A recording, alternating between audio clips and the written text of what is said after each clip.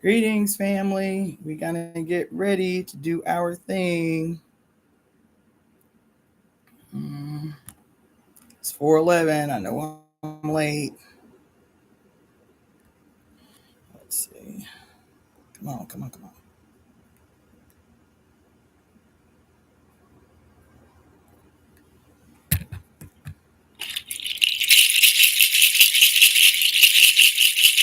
We are the breakers of curses. We are the breakers of curses, the casters of glorious conspiracies, creators of the new world. I, Cassandra Faith Floyd. Cassandra Faith Floyd, am a divine instrument of my mother's divine will. As such, I am protected and guided by the sacred blood and water of my mother, Jacqueline Jeanette Cook's body that anointed my entry into this life. I am divine because she is divine. Mommy and I are one. I call all of our mothers to this moment. I call on they who govern everything, all time and every space in between. She with 10,000 names. Today it is Oya, Yamaya, Oshun, Iami Aj, the divine architects of existence, usheresses of the new age. Mommy and I are one. I call upon all the divine ancestors and the Ashe of every mother on earth to break every curse ever casted upon the mother and her children in all timelines and every dimension. Mommy and I are one. We, the mother's divine children, conspire together today to forever bind those who have or would harm you, great mother. Mommy and I are one. We conspire together today to destroy everything and everyone in every timeline and dimension that is caused suffering and despair. Mommy and I are one. Today we embody the sacred and divine power of our mothers. Today, we the tree, we the weavers rewrite all time. Today, we the tree, we the weavers rewrite the book of life. Today, we, our mother's children, call the winds of change. We conjure the primordial dark. We summon the sacred serpent deep from within the earth. We subdue the rogue sun. We control the light. We heal the harmed. We embolden the fearful. We instill courageous action. Today, we are staging a global evolution as is our mother's divine will. Mommy and I are one. We, the architects of the new age, now create the new institutions, the new traditions, the new culture, the new ways of being. We ecstatically welcome the radical destruction of all institutions of hate and harm erected by the godheads of war. Mommy and I are one. We have the power. We have the voice. We are the portals of change. Now we employ our sacred breath and we give life and sacred blood to this conspiracy. Mommy and I are one. We command, come the wind, come the storm, come the lightning, capture and judge all godheads of war and all betrayers of the mother's divine will. Bring their confusion and war to an immediate end. Scatter them to oblivion, never to be resurrected. We are the fates. We are the furies. We are the Iami Aj. We are the disseminators of divine time, divine retribution, divine rectification, and evolutionary justice. Mommy and I are one. We are the restorers of heaven on earth under the mother's divine reign. We wake the sacred serpent from her sleep to assist us in this sacred assignment. Love unlimited is our birthright. Harmony is our birthright. Ecstasy is our birthright. Pleasure is our birthright. Freedom is our birthright. This is her divine will, and we are the divine executioners of her will. We speak her will into the now to reverberate through all time, all space, and all dimensions. It is certainly as we say, forever and ever, Mommy and I are one. Mommy and I are one. Mommy and I are one. Greetings, family. I know I came in there like a bull in a china shop, but I got a lot to do. So today is one of those days where I'm just gonna get right to it, and then get right off because I got a lot to do. I told y'all I'm spinning tonight because we are on the eve of Juneteenth. So I am having my little power up RBG DJ debut at the Juju Social Club tonight. And so I will be spending for an hour all revolutionary, black militant, book the state type set tonight. So I'm really hyped, but I got to get my life in order. You feel me? So thrice 300 years having run their course of fulfillment, Rome, by the strife her people shall perish. Rome is doomed to perish, that indeed by the judgment of God, because it held her name in hatred, and being the enemy of righteousness, it destroyed the people who kept the truth. There shall come to thee sometime from above a heavenly stroke deserved, O haughty Rome, and thou shalt be the first to bend thy neck and be razed to the ground, and thee shall fire destructive utterly consume, cast down upon thy pavements, and thy wealth shall perish, and all wolves and foxes dwell in thy foundations, and then shalt thou be wholly desolate as if not born. Ooh, man. And then lastly, the glorious conspiracy of the Temple of Evolutionary Emergence. I, Cassandra Faye Floyd, as a peculiar expression of the almighty divine she, the great cosmic mother, now join in breath with my global family to conspire on behalf of the whole made well. We are breathing these words together now to ensure that our home, her body, is restored to her original perfect glory. Her glory is perfect in peace, love, bliss, happiness, and ecstasy. This world exists because we collectively will it so. We, as the representatives of the mother's reign on earth, speak this beautiful conspiracy as a single cosmic earthly orchestra to guarantee heaven on earth in joyful compliance with our mother's divine will. Possessing the power of our mothers, we speak this glorious future now. It is certainly as we say, Mommy and I are one. So, what's going to happen is tonight I'm going to be doing this DJ thing, and I'm thinking I'm going to do all like previously unpublished music so that I can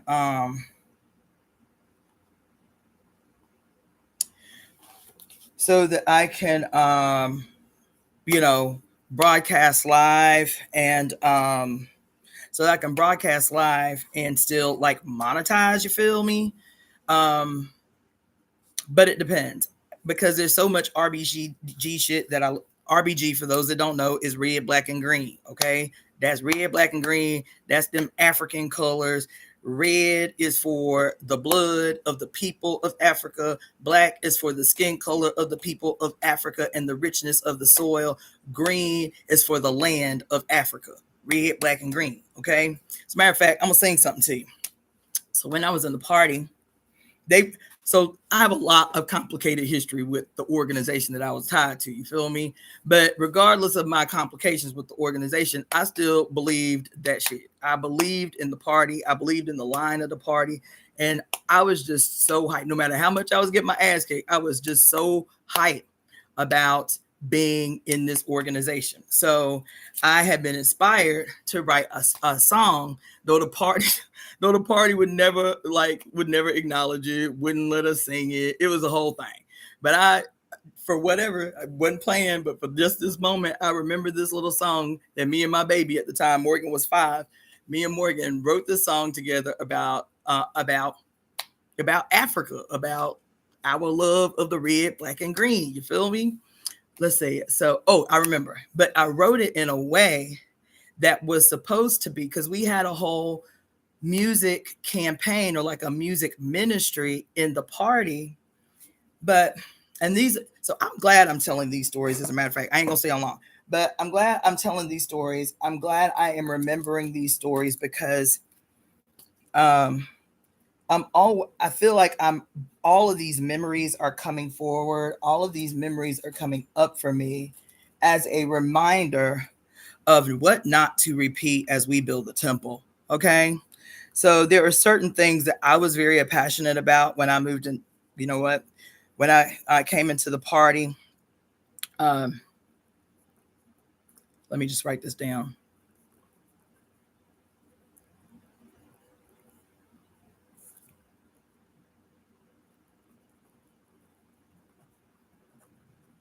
As I'm sitting here in real time, preparing us. I know y'all haven't gotten it. Do not eat me alive. I am still working on the damn Eventbrite for the summer solstice thing coming up in a couple of days. But I'm writing this down because, like I said, there's all this stuff that comes up in my memories about my experiences that I do not want. Actually, I will refuse to see repeated as we build the temple. So this is a timely story, and it came up for a reason. And then I'm gonna sing the song. When I was in the party, there were so many, and we came into this organization. So many of us came into this organization at the same time, right after what happened during 9/11, which again is so, I'm getting chills everywhere because this was not intended. I was like, I'm gonna read this. These. I'm gonna do the recitation of the conspiracy, and then that's gonna be it. I'm gonna explain to y'all why I gotta go. But this is a word because we just spent Saturday and Sunday talking about. Oh my God, we just spent Saturday and Sunday talking about a lot. Um,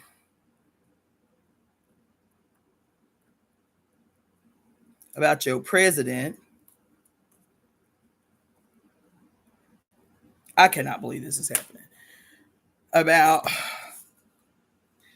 your president, right? And about all of the 11 symbolism associated with number 47. You feel me? The number 47 is 11, and how this dude's um, two, what do you call it? 2 terms in office represent numerologically the numbers 9/11. And with all of the stuff happening in his term, in this current term, in the number 11 term, I was like, I know how these weirdos move. They love symbolism. They love hiding shit in plain sight because they know you don't really pay attention to symbolism the way that they do. Yeah, you'd be like, ooh, look at the hummingbird, or ooh, look at the 9/11 or 11/11, and this is what it means. It's the master. You know what I'm saying? They know that you see these things very, very personally and very, very superficially, and so they know that even if they put this shit butt naked in your face, you will not see. They can bank on it. And so I was like, damn, I've been thinking about this thing because Saturday was what? A number 11 universal day, right? But it was also number 11, meaning number 47 that reduces to the number 11. It was his birthday, which was also a number 11 day. I was like, man. And then I thought about it. I was like, damn, but his first term was the number 9 at the height of Pluto's run through the sign of Capricorn, foretelling our interest. Thank you so much for your donation, Sage Page, and anybody else can be up on the chat, doing a super thanks or a super chat or whatever. I love you for it. That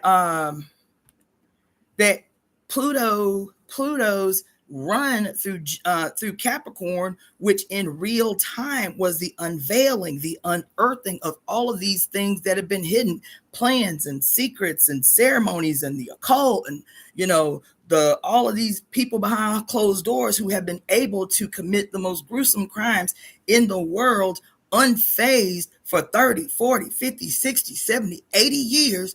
Everything was being unearthed. Everything was being exposed. Everything, the veil was just ripped clean off. And the planet Pluto representing the number 9, the number of completion. But in order for something to be complete, those obstacles that get in its way must be leveled to the ground,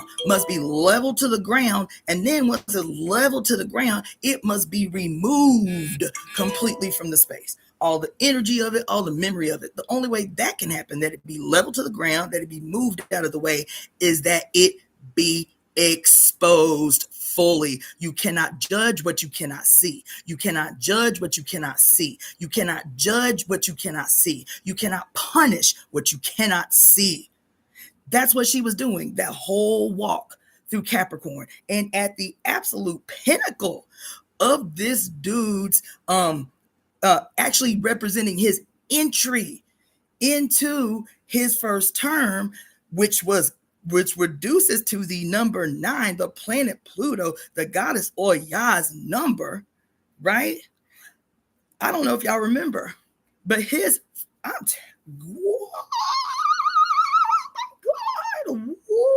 shit. Woo. Woo. Woo. Woo. Woo. Woo. Woo. Mm, mm, mm, mm. Let me tell y'all something. I got to go. Okay. But anyway, I don't know if y'all remember, but Trump ran in 2016. Okay. But he was Ooh, whoa.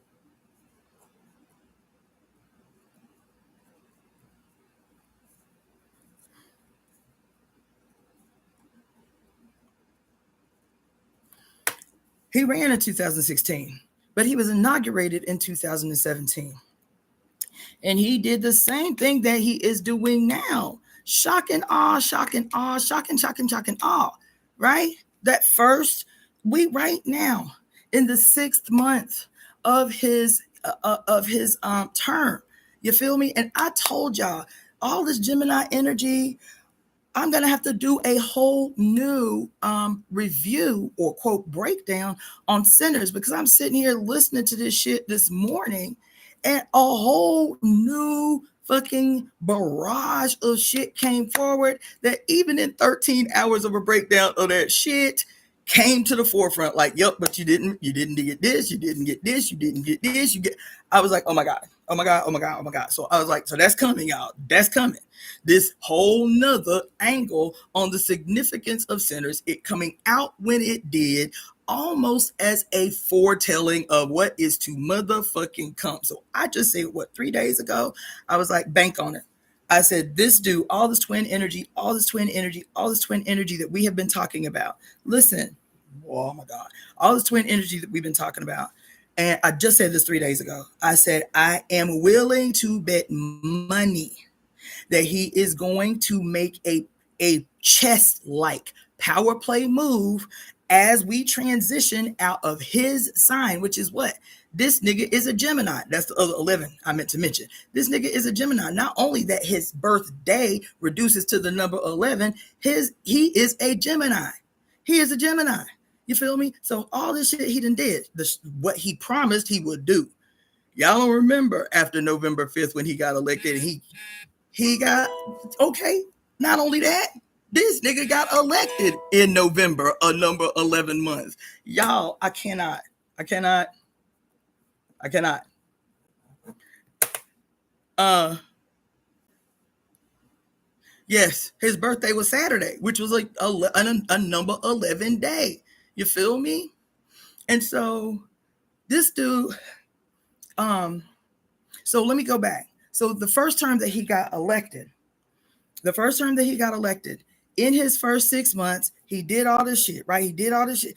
If y'all go back to his first term and his first 6 months in his first term and look at all of the things that he did, and y'all acting so shocked and overwhelmed and what's the word I'm out the shit dismayed and bewildered. You feel me? But this is not new to them. This is true to him. You feel me? So let me tell you what happened. That year, 2017, there was another extraordinary event that happened 8 months into his candidacy. Do you hear me? 8 months into his term, his first term in a number 9 year, at the height of Pluto's wrecking ball transition through the sign of Capricorn in August. As a matter of fact, I listen, because I wanted to organize an event for it. August 17 of 20.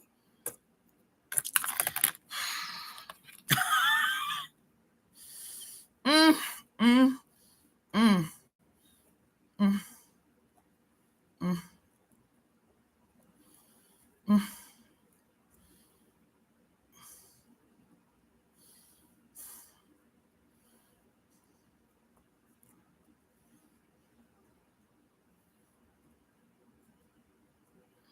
Listen, August 17th of 2017, There was another event that happened that people who may not necessarily be political, everybody on earth was talking about this event.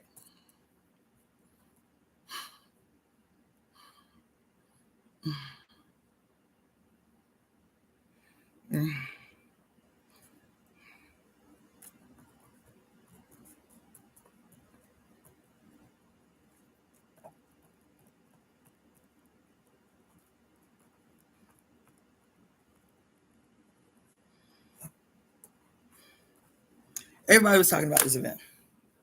Everybody around the world was talking about the event, but everybody in the United States in particular was talking about this event. And it was like one of those moments that we're always talking about, how when some astrological event occurs or some astronomical event occurs, how this, for Christians who are supposed to be not paying attention to the stars according to their book, you feel me? Don't be paying attention to astrology and all this witchy shit. But every time some astrological event happen, the preachers and all of this shit be looking at the stars and saying, see, this is a sign of the end of time and Jesus coming back soon. You feel me? So this event, as a matter of fact, let me see if I can find it really quick. I told y'all I've been keeping out, but of course I don't have it right now, my little baby grimoire. Y'all know I call my first grimoire my little baby grimoire when I was first learning all of this witchy shit. You feel me? Oh, here it is. When I was first learning all this witchy shit, I cannot believe this is happening right now, and I need to go. Okay, I need to go. But when I was learning and teaching myself all this witchy shit, I remember sitting at a club one night. I can't even believe I'm remembering this right now, all out of nowhere. But I was sitting in my favorite bar in St. Petersburg, Florida, in, let's see what year it was. And that was when I first heard, it had to be like 2016 or 2017, because it was happening. I was writing this stuff down in lieu of this event that I want to tell y'all about, okay? I'm going to find this because it's so relevant, and I can't believe that before now I didn't even think about it or remember it. And I don't want to get ahead of myself because I want to build the build up before I tell you what the event was and why it's so fucking significant right now.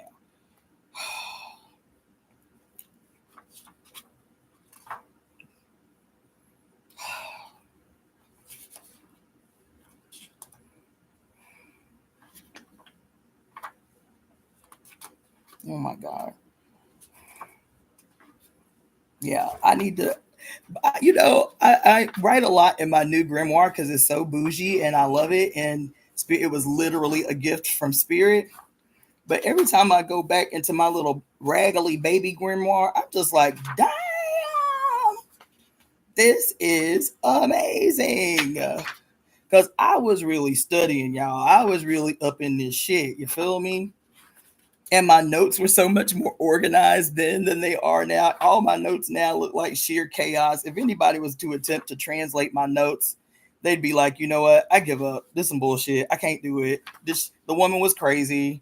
But if you look at this page. If you look at my little baby grimoire notes, see how organized that was? See how legible that was? That shit was like poetry.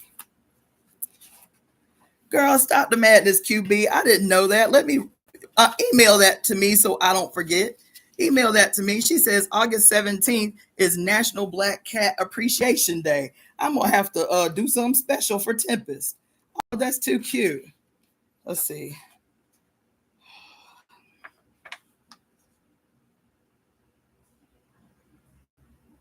Oh my God.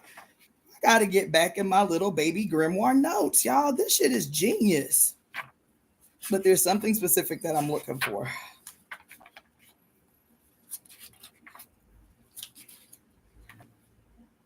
And I should start telling y'all that every time.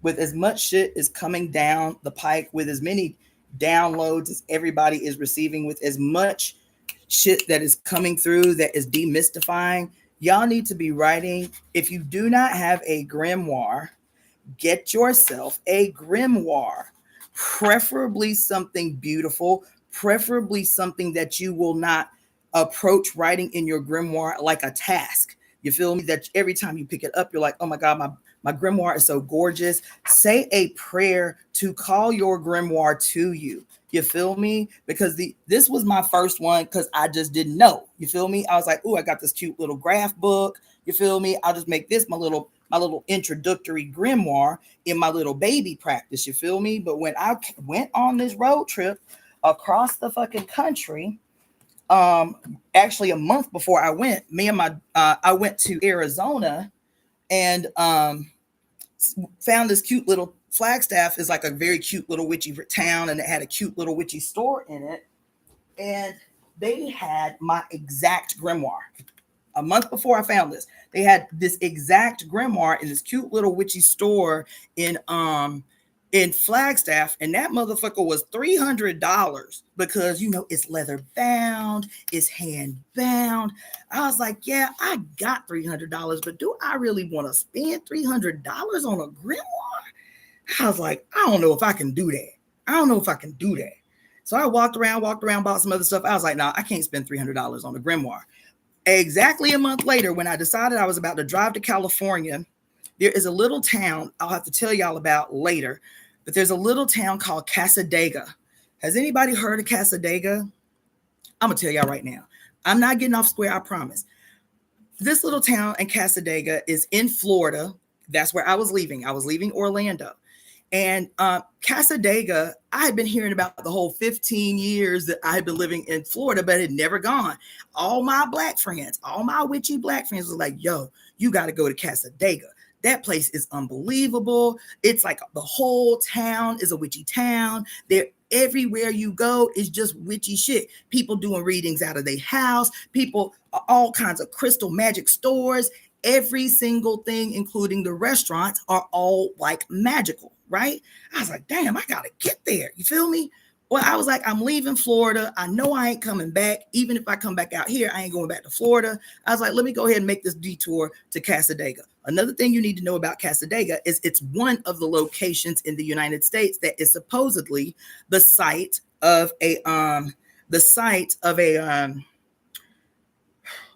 of the vortexes in this country. And now I see Dion 408. She say my grimoire is a series of bead notebooks. I get that too, which is why about 15 years ago, I started taking my little regular black and white mead notebooks and making what I call now personal journals and lyric books. So why don't you just go to my website, my Etsy store, which is daughterofthefates.etsy.com, and purchase a dope fabric covered notebook that you can start as your grimoire. I make so many. But you have to know that because I'm just always buying African fabric places, you feel me? I may not have exactly what you want, but all of them are dope. And I try to repost pictures regularly of what I currently have in African fabric. And then I have a very terrible, terrible addiction to my need notebooks. So every time I make one for somebody else, I got to make one for myself. You feel me? So I got about 34 of these for myself because literally I'll find some African fabric that I love. You feel me? And I'm like, oh, I got to make myself one of them. I got to make myself one too. Let me tell you, I know I'm all over the place and I'm hype as fuck, but I don't know. Something's wrong with the day. But I got married, right? And when I got married, I wanted a beautiful, another quick sidebar. I got married in prison. My ex-husband had been arrested the day before our honeymoon. You hear me? The day before our honeymoon, I'm at the salon, get my nails done, my hair did, because we about to go on our honeymoon. I get a call that he was arrested. He was already on parole, and so he could not bond out. And so we couldn't go. Not only could we not go on our honeymoon, but he ended up going to prison. So the first 3 years I was married to my husband, he was in prison. Okay, so I went. So we had a commitment ceremony in the party, but for me, in order for me to conduct certain business for him, we had to be legally married. So we had 2 wedding days, our commitment ceremony and the party. And then And then we had to get married in the fucking prison. So a brother that we both knew who lived in Sierra Leone, I had given him my measurements. I sent him my measurements. And when he came to the States from Sierra Leone, he brought me my wedding dress to me. I loved that dress. I loved it. It was the first African anything that I had custom made. It was gorgeous. It fit perfectly. So I get married. Fast forward, me and my ex-husband get divorced. And even though I loved this dress and tried to wear it a couple of times, I was like, I love this dress, whatever. Anyway, I tore the dress up and I made a whole bunch of notebooks just like this out of my wedding dress. Because I was like, I'm not going to give it away. I paid for it, but I was like, I'm not going to wear it again. So it ain't going to hang in my closet forever. I was like, I'll put it to good use. And that shit sold. It made like 13 books out of that goddamn wedding dress. And that one sold like hotcakes because the freaking fabric was fabulous. But anyway, so sidebar, go to my Etsy shop and get yourself, if you don't have a grimoire already, make the Daughter of the Fates custom made lyric books, poetry books, journals, your first grimoire. Now, anyway, so the reason I'm telling this story is because I found this in Flagstaff and it was $300. I go a month later, getting ready to leave to go drive across the country. I go to Cassadaga. Everybody had been talking about, and everybody black had been talking about Cassadaga. You feel me? I go to Cassadaga. That's a whole story that I could probably just tell by itself. But the super short condensed version was I spent 6 hours in Cassadaga walking around the whole town. The town is beautiful. All the houses are so old and majestic, and every house there's a big old sign like dangling from the porch. Big beautiful houses with wraparound porches, a big giant lake in the middle of the city. It's cobblestone roads. It's very, very picturesque. Everywhere you walk, there's some big old like the Hamsa in a window. You know what I'm saying? For a person who's like a diviner or a fortune teller. Every single house has somebody in it that's doing some magical witchy shit. I was like, okay, I'm walking through the town, but every store, every house, every place I go, it's all white people. The whole town. I was like, why all these black ass people been telling me for years to go to Cassadaga and the whole city is white? So I'm walking around and at this time I'm like demoralized. You feel me? I walk to this house and it's like the scariest looking house in the whole town. Everything else is like very pristine, whatever. This house is like dark and dank and scary looking. And then there's an A-frame in the front yard and it says some kind of reader. She was some kind of reader, whatever. And on the A-frame, she was black. I was like, okay. I was like, all right. So I knock on this woman's door, child. Not only was the woman not black, like if she did some weird thing with the picture where she looked, black adjacent. You feel me? You couldn't see her hair. She was all done up. You feel me? So she looked black adjacent enough for me to believe she was black. The only black person doing this shit in the city. I knock on this door. This white woman opened the door, child. She was like, come on in, sweetheart. Come on in. I stepped into the foyer, like the very front of her house. And child, there must have been 19 cats that just sprung out from out of nowhere. It was quiet. And then all of a sudden, like, pew, pew, pew, pew, pew, just cats everywhere. Cats everywhere. You feel me? I was like, what the fuck? What? And I love cats. Even then, I was like, what the fuck? What the fuck? What the fuck? Cats all over the table. Cats everywhere. Just cats just, woo, springing from everywhere, right?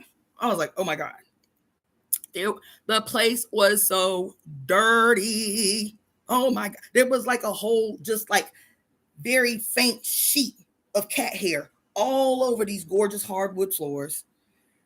The smell of cat just boom, about blew me out the fucking house. I'm seeing her right in the threshold of the door. I was like, oh my God. Oh my God. Oh my God. Oh my God. And she was very pleasant, very, very nice. But I'm sitting in the foyer. She was like, baby, hold on. Can you hold on right there for a minute? I got to go in the kitchen and get something. Child, as soon as she went into the kitchen, I bolted. I ran out the house and jumped in my car as quick as I could so she couldn't say shit. I felt bad, but I was like, I'm not getting red in here. So I guess I'm just not getting red. So I'm demoralized. I done walked every street, every place. I done went into every store hoping to see somebody melanated.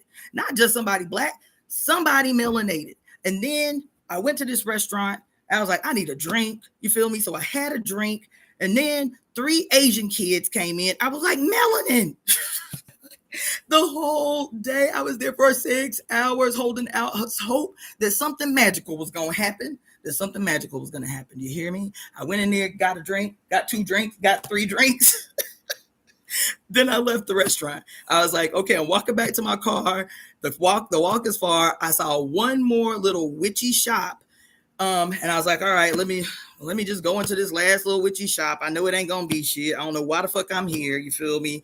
Walk into this little witchy shop. Everything in the city was extraordinary. It was a tourist trap. It's a tourist trap. You feel me? Because the city is literally maybe 35 minutes from downtown Orlando. So all these tourists come into town, and then you feel me?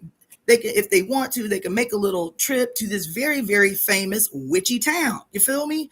So I go into, and so everything is overbloated. Everything is so overbloated in price. It's like ridiculous. It's like dumb. Like I will spend a little extra money with a mom and pop store, knowing that the product is overpriced just to support a mom and pop store. But this shit was like next level overbloated. You know what I'm saying? So I didn't spend no money except on them 3 drinks at the bar the whole time I was there. So I walked into this little last store. Everything is overpriced as hell. I'm walking around like, yeah, okay, this, boop, boop, do. And then I see a big old sign in the corner, way tucked off in the back, that says sale. I was like, okay, well, let me go see what they got on sale. And so, child, when I tell you, there was 3 long shelves with nothing on them. Like all the shit had been bought up except this grimoire. This grimoire that I had seen a month earlier and really loved, but I was like, I'm not going to spend $300 on a grimoire. This exact same grimoire, the stitching, everything exactly the same. I paid $55 for this grimoire on sale in Casadega. Spirit was like, bitch, this was the only reason you came. This was the only reason you came. This was the only reason you came. That get your grimoire and go on to your car and go on about your life. I bought this grimoire and a pair of leather sandals that I still have to this day. But she was like, you took the long route, because this store was literally the first store on the opposite side of the road where I parked to walk the town. But I was like, I'm gonna start on this side and then just come all the way back around. So it ended up being the very last store that I went to before I left. You feel me? And she was like, this is the only reason I sent you here. And if you would have just started on the opposite side of the road with this store first, your ass could have been on up out of here. But you had to learn the lesson. You had to take the long route, right? So this is my grimoire. And so I was writing in this damn near every day while I was driving across the country. The very first things that I wrote in this book was, you know what? I ain't going to go that deep. I don't want to get that far off task. Just remind me, it is a story that I have to tell you another day about my grimoire and the first leg of my road trip across the country.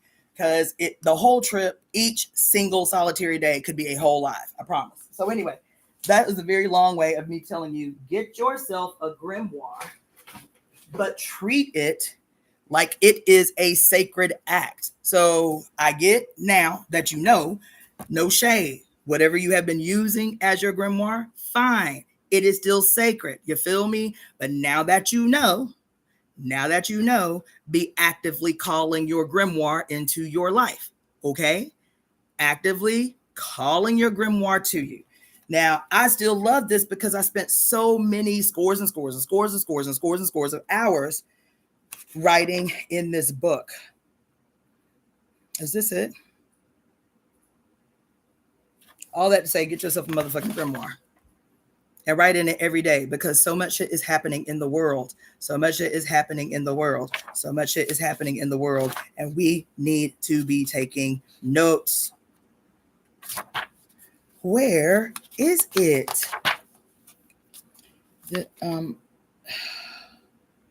2017.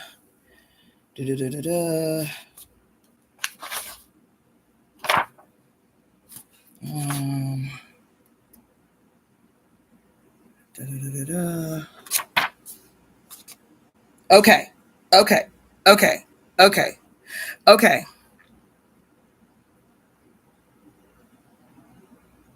Listen, this is what I was getting to. This is the reason I pulled out my little baby grimoire. So let me see what y'all talking about.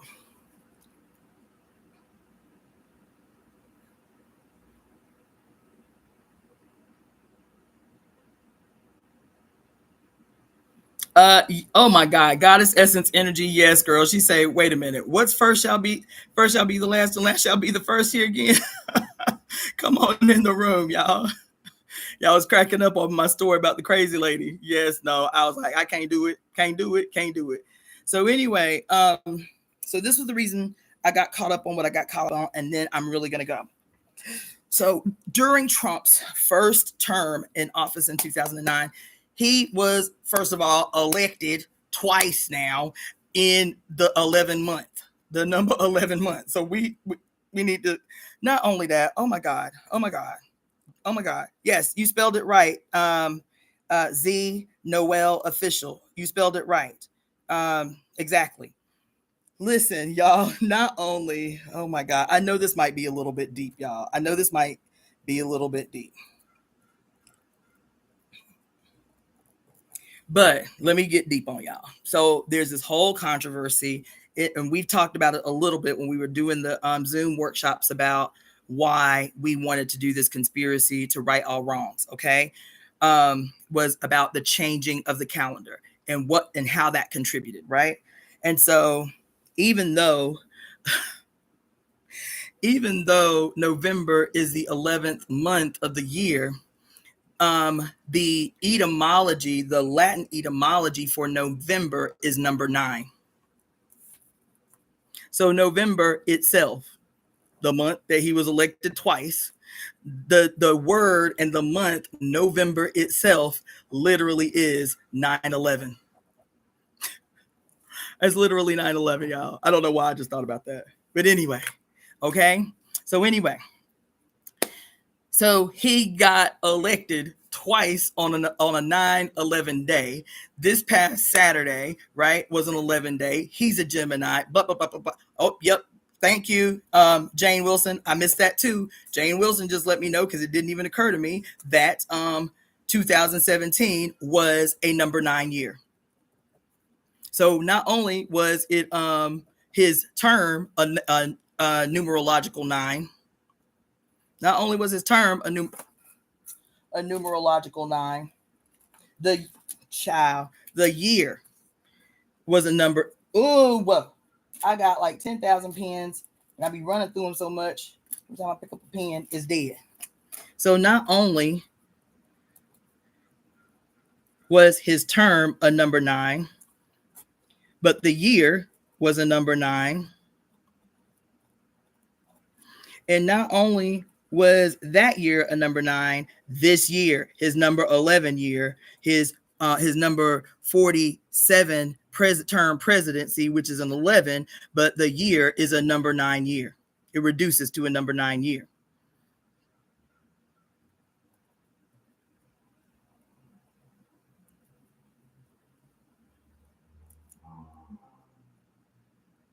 Goddamn. Thank you for that, Jane Wilson. Okay, so the reason I got on that in the first place is because that summer I'm looking at my notes because I was actually preparing. So this page in my little baby grimoire, okay, and it starts off by saying, so the event that happened August 17th, August 17th, 2017, which was already a big year for me. I mean, a big month for me. August in the Black community is called Black August. It's like what us hardcore revolutionaries call the real Black History Month, right? So even though we celebrated Black History Month, August, which is Black August, we always celebrate it as the real Black History Month. And maybe I'll do a live about that because August is coming up, and August is what I'm going to be talking to y'all about. So for those that don't know, very, very brief reason we call it Black August is because of it started out as a prison movement campaign in honor of the murder, the assassination of George Jackson in San Quentin Penitentiary. Okay, and so it started out as just a political prisoner campaign, And then, but then people started learning like all of this revolutionary shit. Yeah, we're definitely going to have to talk about Black August.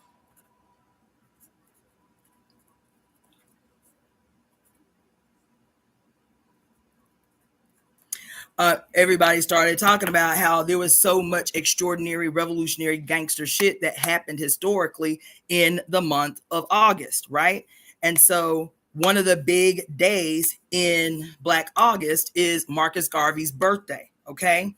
Marcus Garvey's birthday happens in August, but because his birthday was in August, the founding of his organization, the Universal Negro Improvement Association, was founded in August. The red, black, and green flag that I was talking about was founded in August. The Black Star Black Star steamship line was founded in August.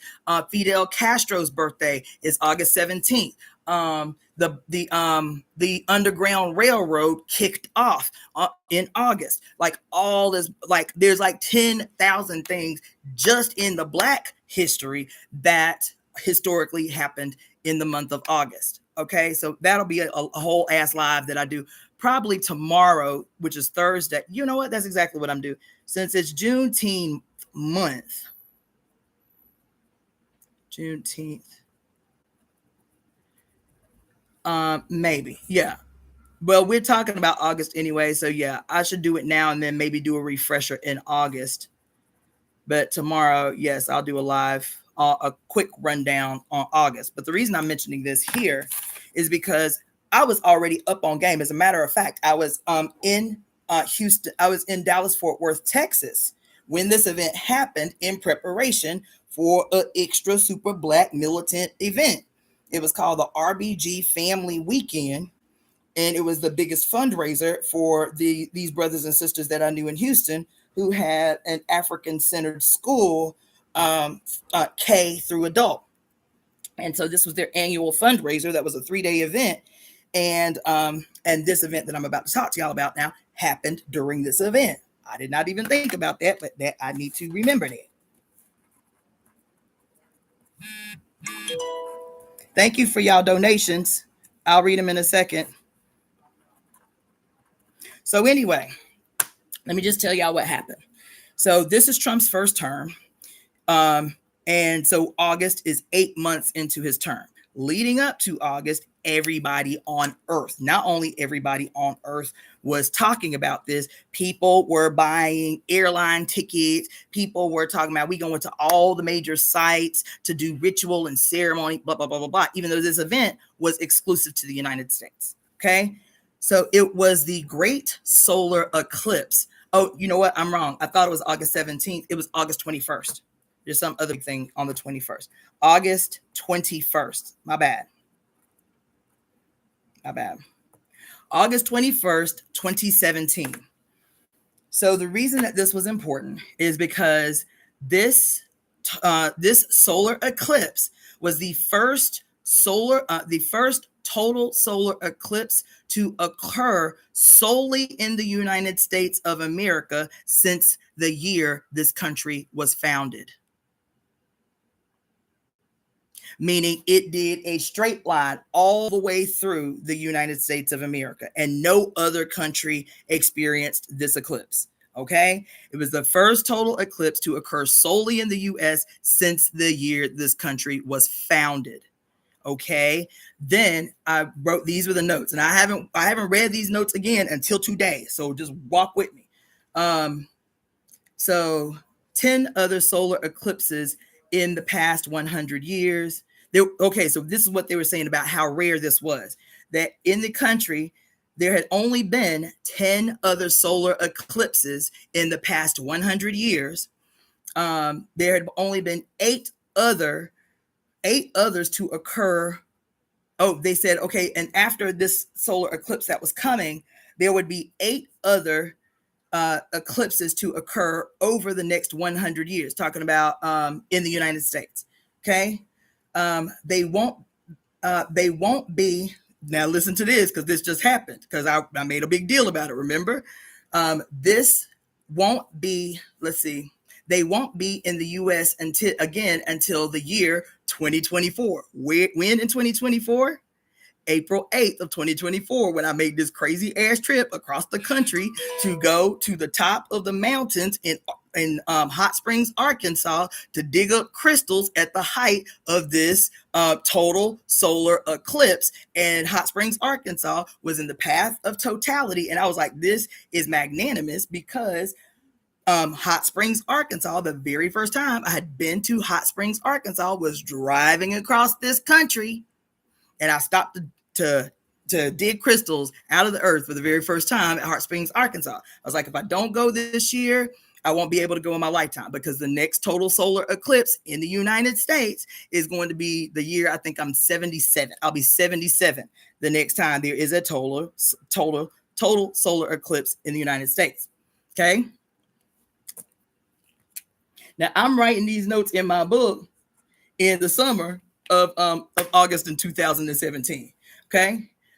Road trip to North Georgia or South Carolina. Okay, but whatever. Oh, because that's where the path of totality was.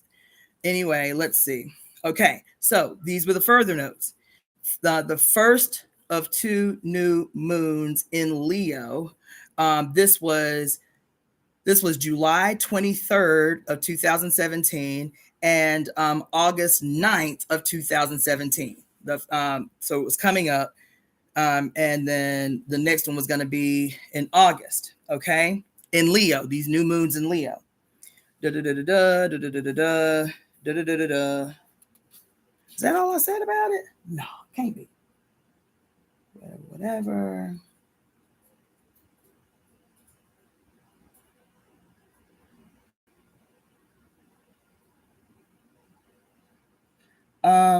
I guess that's all I had to say about it. I thought for sure. No, I guess that's all I had to write about it. But it's still worth revisiting because there's so much other gangster shit. So I'm gonna have to keep my little baby grimoire out. Okay. Now, happened in 2017.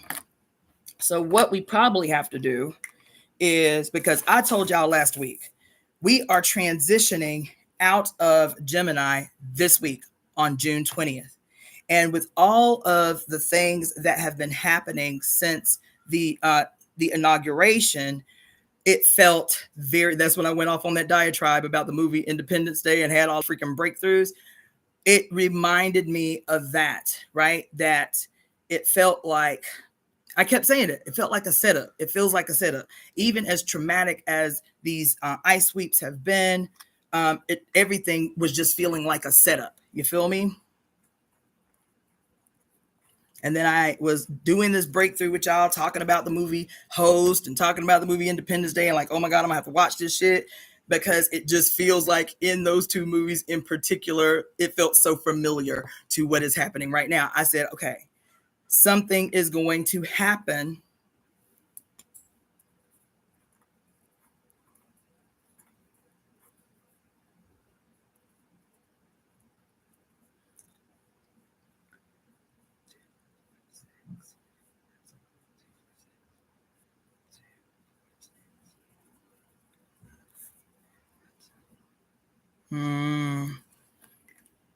Okay. So I am going to have to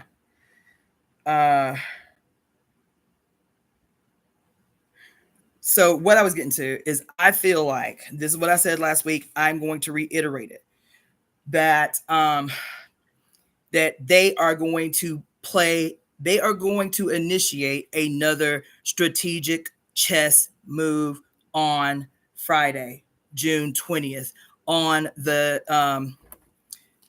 June 20th, which we know is the summer solstice.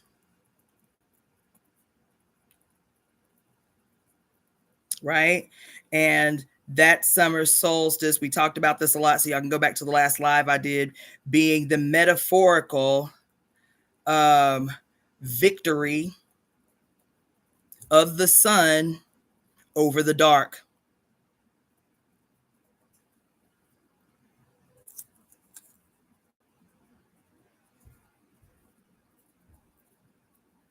This is the metaphorical.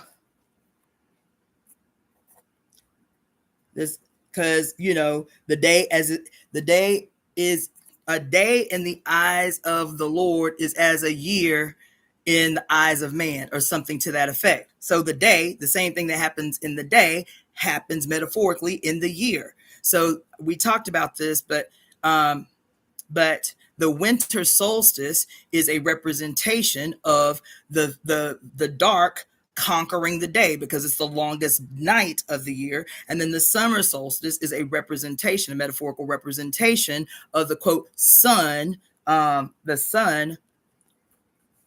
sun's victory over dark. Okay. So let me just explain that. So when we're always talking about how the yin yang not only applies to what we've been taught, but it applies to everything. It applies to history. It applies to politics, whatever. And we call this utmost yang, right? Where no yin is present. This space right here, where no yin is present. It's all white. It's all meal. It's all sun. It's all ether. It's all yang, right? It's all chi. It's all aggressive, right? It's all light. What do we say? This is high noon in the desert.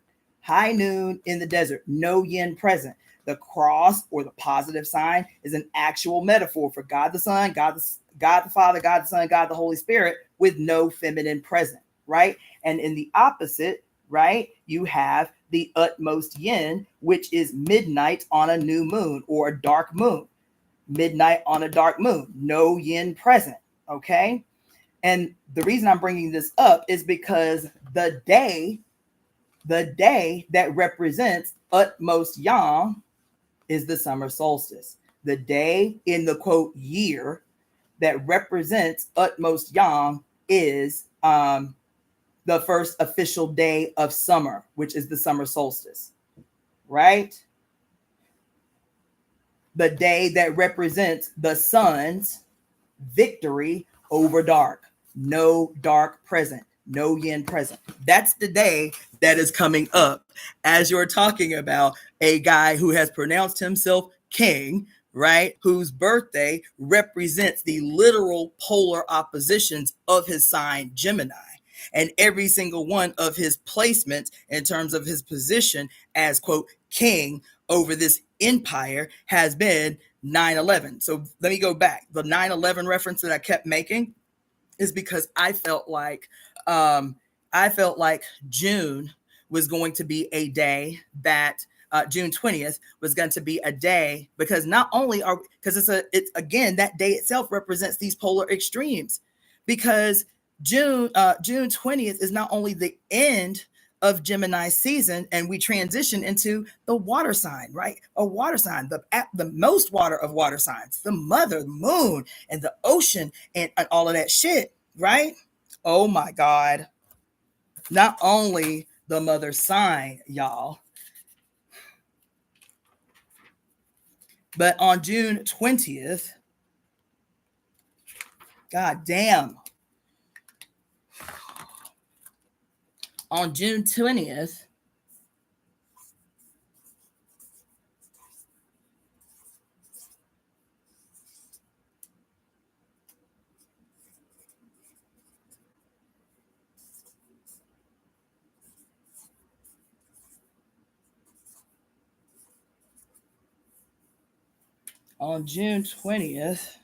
and I told y'all every single marker, every pen, everything.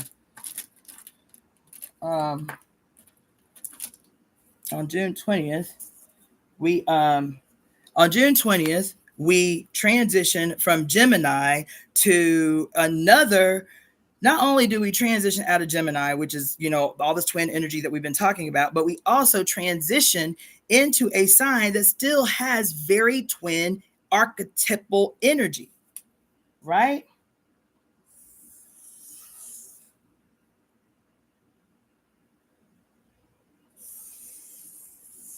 And I don't remember who it is, and I can't look at the email right now. Thank you for the donation, Claudia Ankara.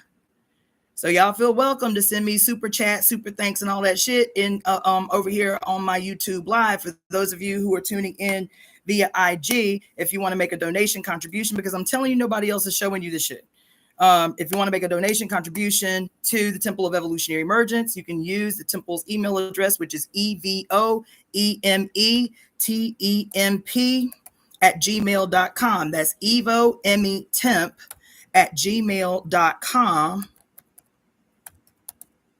And you can use that email address to make a donation via Zelle or PayPal. So evometemp@gmail.com. And you can use that email address to make a donation via, let me check my phone really quick because I did hear a couple of beeps up in there. Forbidden One, thank you so much for your donation. Also, other ways that you can contribute. Thank you, Fire, for your donation. Other ways that you can contribute to the Temple of Evolutionary Emergence is my Etsy store, which is Daughter of the Fates, plural, Daughter of the Fates, .etsy.com. Some people have problems. No www, none of that. Put it in just that way. Daughterofthefates.etsy.com. If you can't get to it that way, just go to etsy.com and put Daughter of the Fates in the search engine so you can buy something from my store. That is a way to support. Also, email me if you want to get a reading.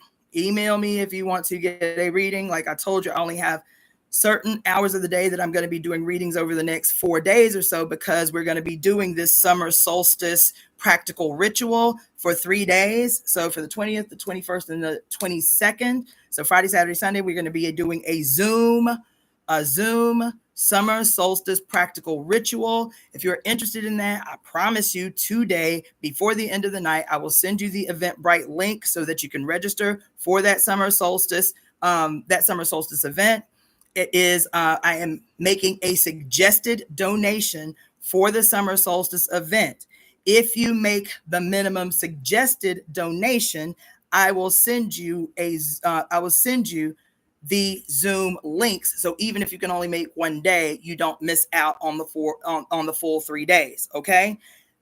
That being said, it is a suggested donation. I recognize the world the way that it is and shit going on or whatever. If you do not have the recommended donation, make whatever donation you can, $1, $5, but recognize this is my time. This is not only my time, you are always getting some percentage of the $238,000 worth of information that I am currently in student loan debt for 10 years of motherfucking medical school. So please respect my time. I recognize that people have issues and may not be able to make the full recommended donation, but I also make it so that everybody got $1. So you can't convince me you ain't got $1. But just also remember that I am giving to you of what was 10 years of excruciating full-time. Thank you for your donation. GJP, thank you for your donation. Dion, thank you for your donation. Okay, I think I got everybody. Oh, shoot, dang.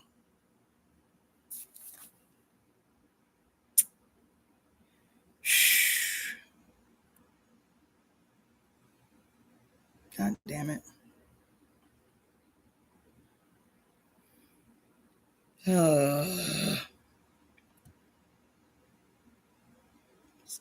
Bitch.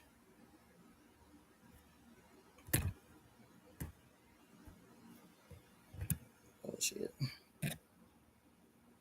Okay, sorry about that, you guys on IG. Listen, all my technological shit has been acting extremely up. So anyway, the day before yesterday, I did this long ass thing about the 666 representing the dual nature energy of the chakras. Remember that? We spent all that time talking about the dual activity of the endocrine system, or the endocrine glands that correspond with each chakra, and the connection. Why this esotericist that I've been watching said that the first 6 was, quote, the bottom 3 chakras. The second 6 was the upper 3 chakras. He didn't say that. He stopped there at the bottom 3 chakras. But because I have a wider view because of my background, I was like, at first I was like, why would he say the bottom 3 chakras are 6?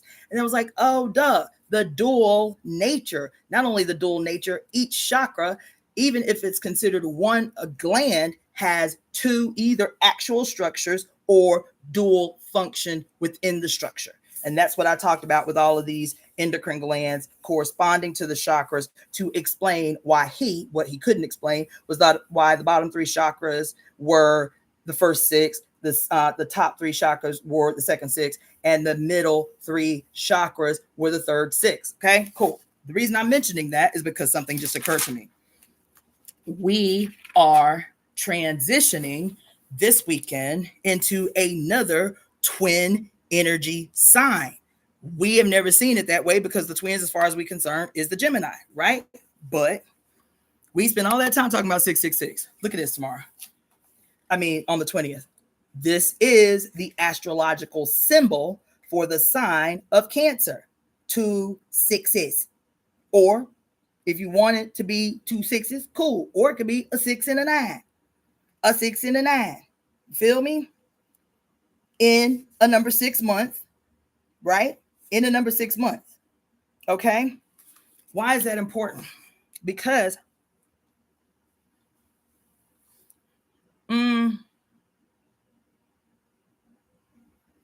what was that? Let's see. 6. And then that's, what was that? Is it 6?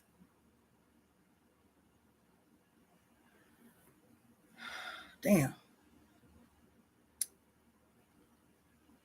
I don't remember why I did that. Told you I'll be taking notes like a crazy person.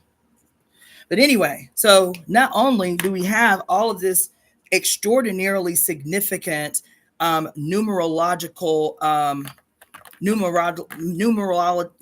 let's say numerological symbolism adding up.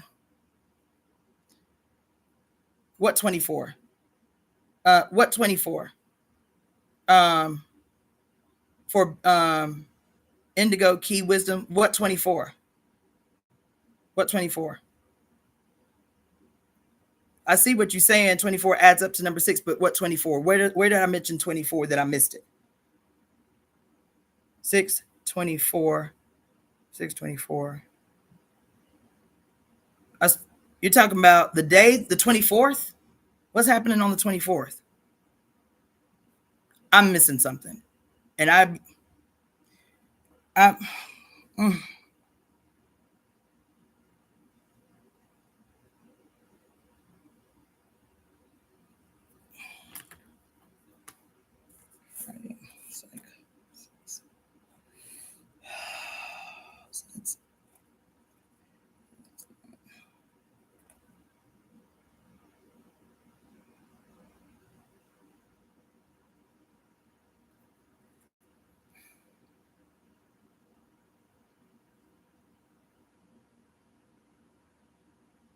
don't get it. I'll get it in a minute. I don't get it. Okay. I know I'm missing something because there's so much swirling around right now and I really do have to go. But the reason I got harped on that was what I was saying maybe 2 or 3 days ago, right? Was about us being prepared. Now, I also have to teach you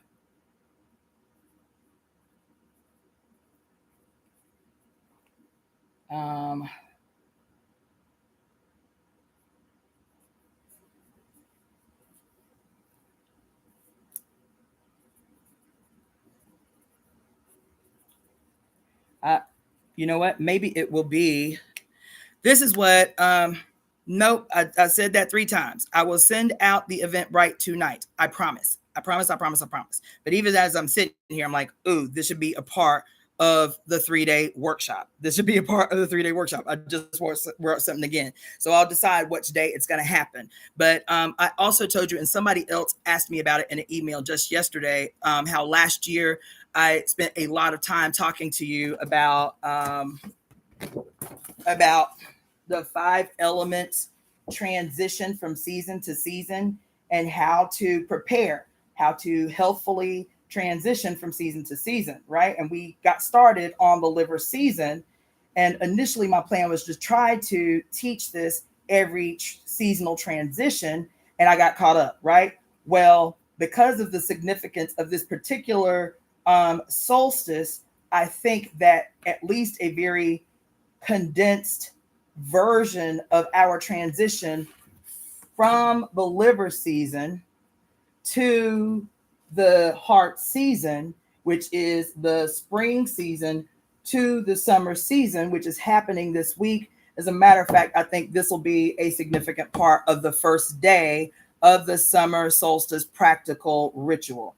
I think this is going to be during the first day. Okay.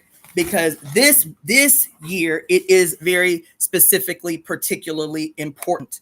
Because also 2 days ago, when I was talking about the summer solstice and how I was making, I was talking about how in the South in particular, and even in the Northeast where it gets very hot in the summertime, there is what I always thought was just like a black kind of colloquial understanding, because no matter where I went along the Eastern Seaboard in the South, all the way up to New York, there is a saying in the hood, right? That when the weather gets hot, niggas start shooting.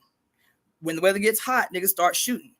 And so it wasn't until many, many, many, many years later when I was in medical school, specifically Chinese medical school, specifically learning 5 elements theory, that I understood the basis behind what was just seen as a colloquial understanding of how when it gets too hot, people get mad and they don't think rationally. When it gets too hot, people get mad and they do not think rationally, and so they are prone to violence. Okay? But here we have a president that is literally, has been since he was inaugurated, stoking, leading up to his exaltation, Gemini's exaltation in this month, right? His exaltation, layering this chessboard out to be able to take advantage. So even though we're transitioning into a water sign, the moon, right? The Cancer, right? Even though we're transitioning into a water sign, at the same time, the day itself represents these polar extremes, even though in one frame of thought, it represents the absolute antagonistic opposition. Quote, the sun's victory over the dark, the sun's victory over the mother, the SON's victory over the mother, the SUN's victory over the dark. You understand? As he's transitioning into the sign of Cancer. The sun's victory over dark as he's transitioning into the sign of Cancer. This dichotomy, even in the day itself, even though the day itself represents these two polar extremes that I just mentioned. This day itself represents these two polar extremes. The sun's victory over the dark, even as, oh my God, even as its astrological symbol literally looks like the yin and yang separated, apart from each other. It literally looks like the yin and yang separated from each other, split from each other. Oh my God. Woo, fuck. What am I always saying? What am I always saying? That the sun, in his detachment, in his separation from the mother, becomes hostile and violent to his mother. And we see that symbolism everywhere. We even saw it in the Black Panther movie when what's his name? God, Killmonger says, right? The child cast out from his clan or his village. The child cast out from his village will burn it down to feel its warmth. This is a perfect metaphor for the son's, quote, victory over his mother. In his separation, he does not see himself as a part of the one. He does not see this as a whole, a singular whole with two personifications, that it is impossible for one to thrive separate from the other. Do you understand what I'm saying? The son's, quote, victory over the mother, the son's, quote, victory over the dark is his absolute complete severance from his self, his severance from the one, his severance from that which allows him to exist. So you want me to make that unspiritual and esoteric? In yin yang theory, The dark represents matter. It represents all matter, all substance. You feel me? The yang represents all of that which is exuberant and typically intangible. Air, ether, fire, the sun, gas, all these things. Do you understand me? It represents those things that you know exist, though you cannot grasp, though you cannot detect with most of your senses. You cannot smell fire, though you can see it. You cannot grab fire, though you cannot see it, right? But you are very aware, keenly aware of its both potentially good and potentially negative or destructive impact. And what is it that determines fire's either negative or positive impact? It is its relationship to matter. What matter? Wood. Wood, enough wood on the fire can make it life-saving. It can protect you from the cold. It can cook your food so you don't get no microbes in your food. You feel me? It can add light in the pitch black. So fire in a harmonious relationship with matter becomes beneficial. Fire in a relationship with matter that is detached, where fire is unanchored, where fire is what we call unanchored by its mother, earth, any type of earth. That's not the only relationship that fire has with matter. Fire can be made to fire can be used in a relationship with water to make the water boil, right? So this is the relationship between yin and yang, the harmonious relationship between matter and pure energy. Yang represents pure energy, pure energy. You want me to break it down even more? The Chinese esotericism and scientific theory doesn't resonate with you? E equals MC squared.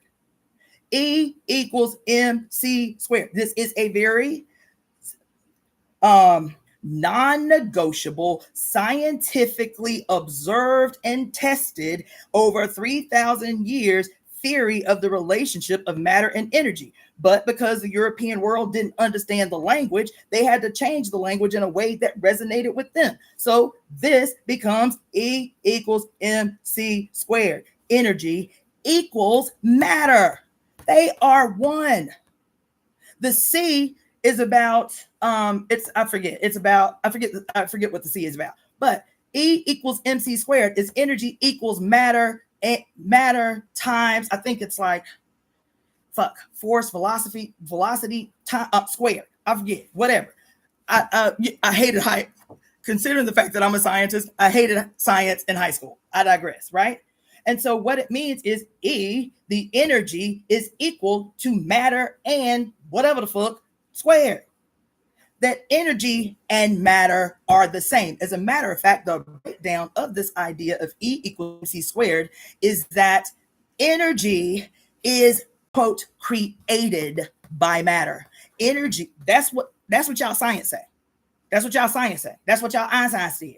You feel me? That energy cannot exist without matter. And we've been taught in all of these spiritual traditions the exact opposite. The exact opposite. Energy does not predominate in this relationship. This relationship that everybody always says, the yin and yang represent perfect balance. And that's all they got. No deep, profound explanation of what harmony means, what balance means. What it means is, at least the theory of the theory of what's his name?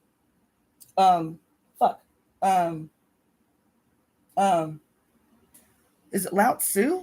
It's not Lao Tzu. It's it is Lao Tzu. It's Lao Tzu that wrote the Tao Te Ching, right? That wrote the Tao.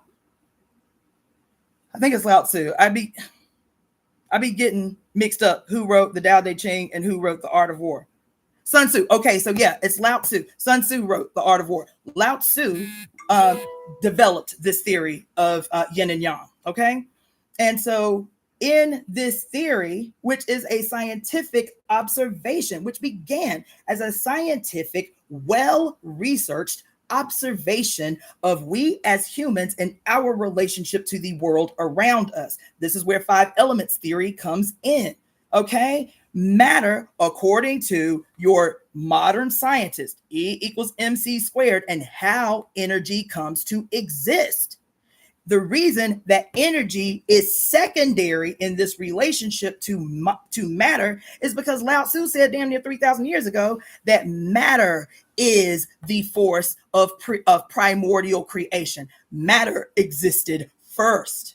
And from matter, energy is born. From matter, energy is born. Y'all got a problem with that because we always talking about spirit and its dominance over our lowly, unruly, undisciplined flesh. Our cage, our prison on earth is our lowly flesh, and we must transcend our flesh. We must transcend our fleshly desires. This is separation language, by the way. This is separation language, by the way. Do you understand me? And so in this theory of yin yang theory, the harmony of opposites, that's what it's called. This symbol literally means the harmony of opposites. Do you understand that if one is imbalanced, the whole one is sick? Something is wrong. One can't be imbalanced and the other one be out of balance. It's an impossibility because this is a singular organism. This is a singular idea. This is a singular planet. This is a singular universe. Do you understand me? And so what this means is when we talk about, you'll hear other people say about yin yang. Yin yang represents the harmony of the divine feminine and the sacred masculine. That's true. But when we think about the harmony of the divine feminine and the sacred masculine, we automatically think bullshit. We default to husband and wife, mom and dad, boyfriend, girlfriend. I need my sacred boo. That's how all of y'all got caught up on that bullshit in ass, twin flames energy. That shit, that was a setup. I'm just trying to give y'all a motherfucking word. That shit was a setup. It was a setup. You feel me? This does not mean bullshit. The harmony of the divine feminine and the sacred masculine in this theory here is represented by the divine harmony that is experienced between mother and son. The masculine energy that is the harmonic opposite of the divine feminine is the relationship between mother and son. The reason that it is mother and son and not mother and child, mother and son and not mother and daughter, which I get this question a lot. The reason it is specific to mother and son is because even this image or this idea is a representation of that moment, which we all acknowledge in every single culture. There's some mythology in every single solitary culture of the primordial divine she that existed before all things. And then she created the universe, the stars, which are masculine, right? The gaseous planets, which are masculine, right? That they are perceptible, but intangible. Do you understand me? And then she repeated this process on this very planet Earth. And Earth, as the primordial dark that existed before any single living organism, the primordial mass of water, a water-covered planet, from which this energy, deep from within her own churning, gave rise to the very first single cell organism. Think about this six here. Think about this six here. Think about this six here. You feel me? This six here. And this is the little single cell organism. This six here, think about it as a pregnant belly, which is what numerology teaches you, by the way, that the six represents a pregnant belly, right? And so think about this six here as you as a single cell organism in your mama belly. Do you understand me? Think about this six here as that moment in every single culture that has some story about some creatress who turns in on herself and impregnates herself to give birth to the very first son.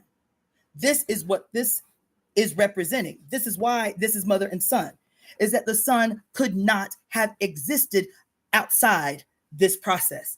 This here is the first sun, just like it was the first single cell organism. This here is the sun, just as it was the very first Y chromosome mutation that the mother made in her belly, giving birth to the very first son. The daughter is always seen as the mother because in this period in early human development, right? The first female that y'all call the mitochondrial Eve, she was a what we call a asexual parthenogenic procreator. And in the asexual parthenogenic creative process, this is a cloning process. You are literally giving birth to yourself over and over and over and over again. So when you hear all of these stories, even in your motherfucking Bible, even in your Bible, of the woman who gave birth to a sacred son, and then this son becomes her lover.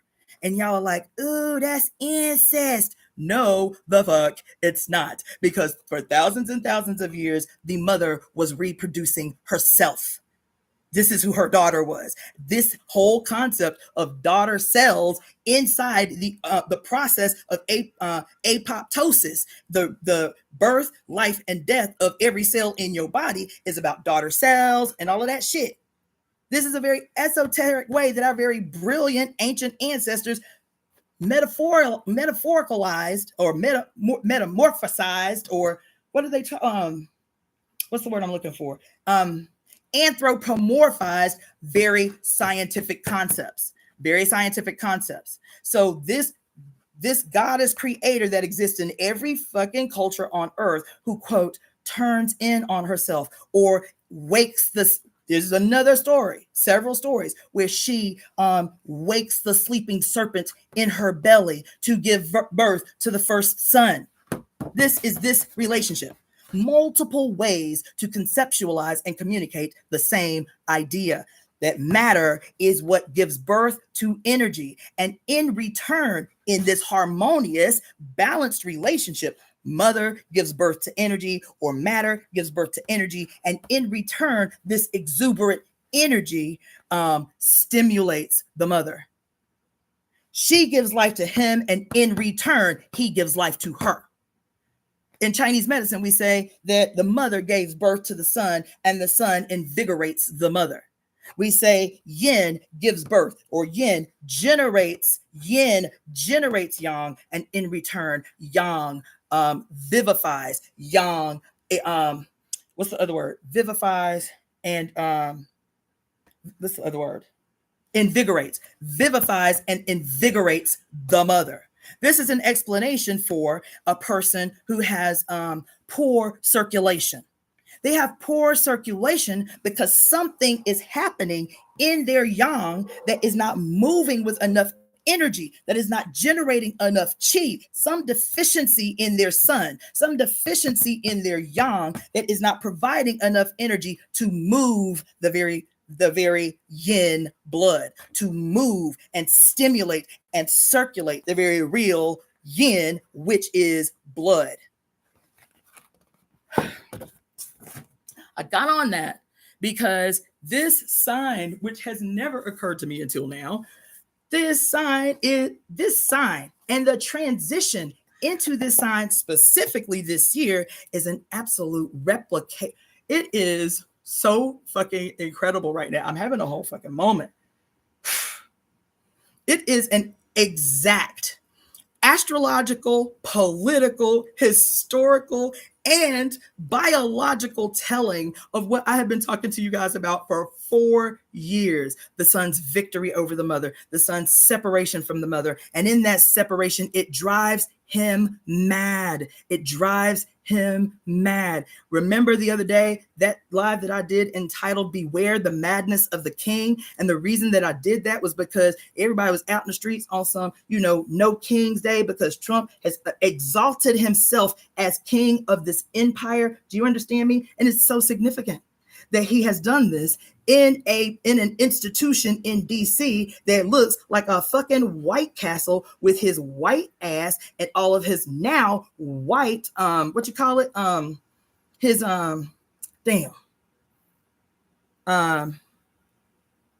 hold on, my IG fucking up again.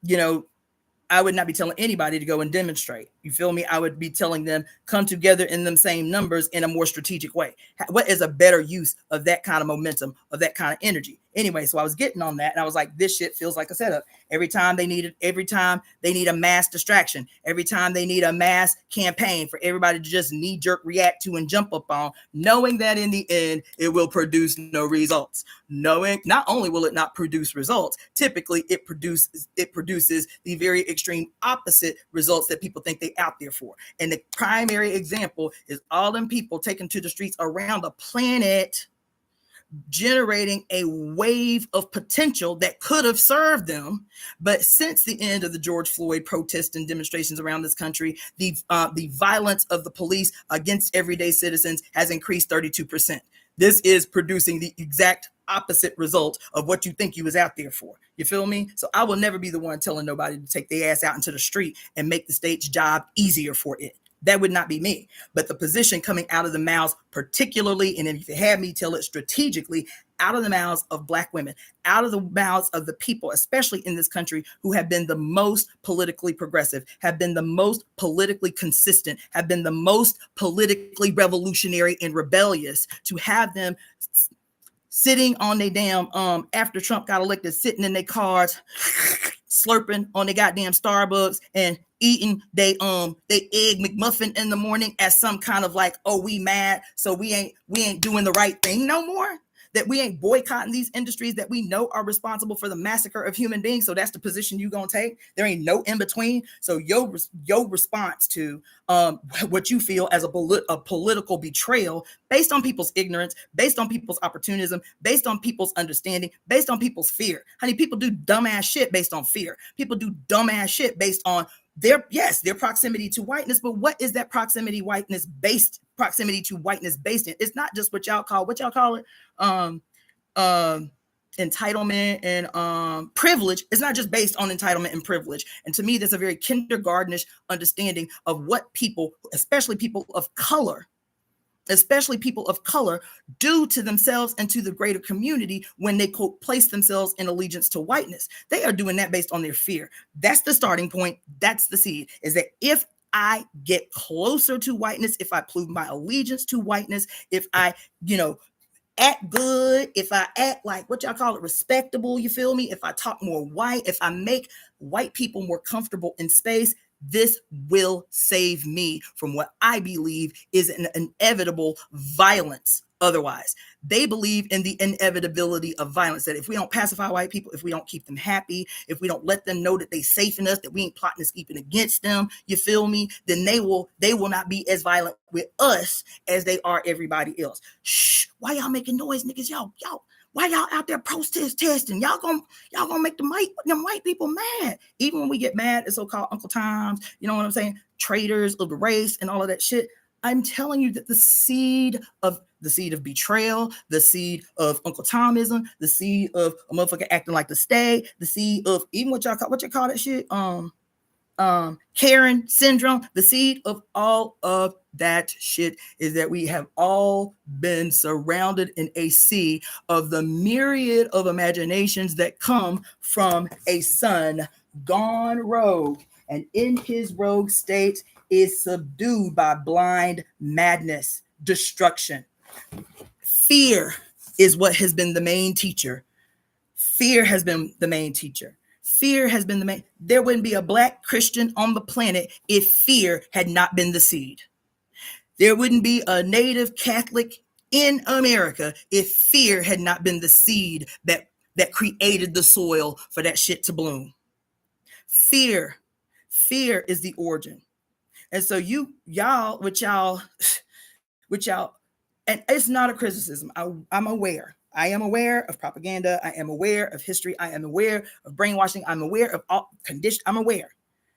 But in our relationships with one another, the thing that we cannot allow to happen, especially to those of us that swear we know something more, that we understand something deeper, that we can see through the fucking veil, that we can detect and discern. You understand what is really happening? We cannot fucking, like the Christians say, backslide into reactionary fucking behavior and narrative. That we cannot do.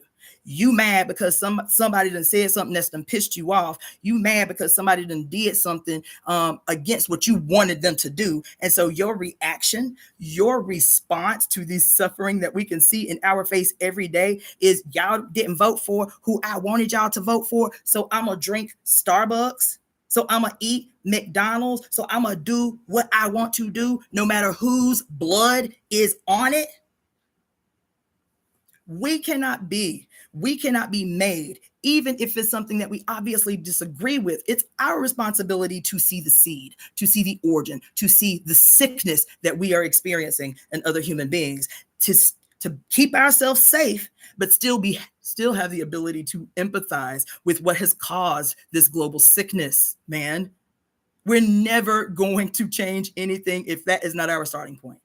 That what I am experiencing, even though I'm mad, even though I'm frustrated, there is a deeper cause. There is a root to it. That doesn't mean make yourself unsafe. It does mean that multiple things can be true at the same time. And while you keep yourself safe in the midst of people's madness, to give them grace. We have been baptized, all of us. We have been baptized in a sea of aggression whose only purpose was to generate a world of fear that allowed those who generate fear to thrive at our expense.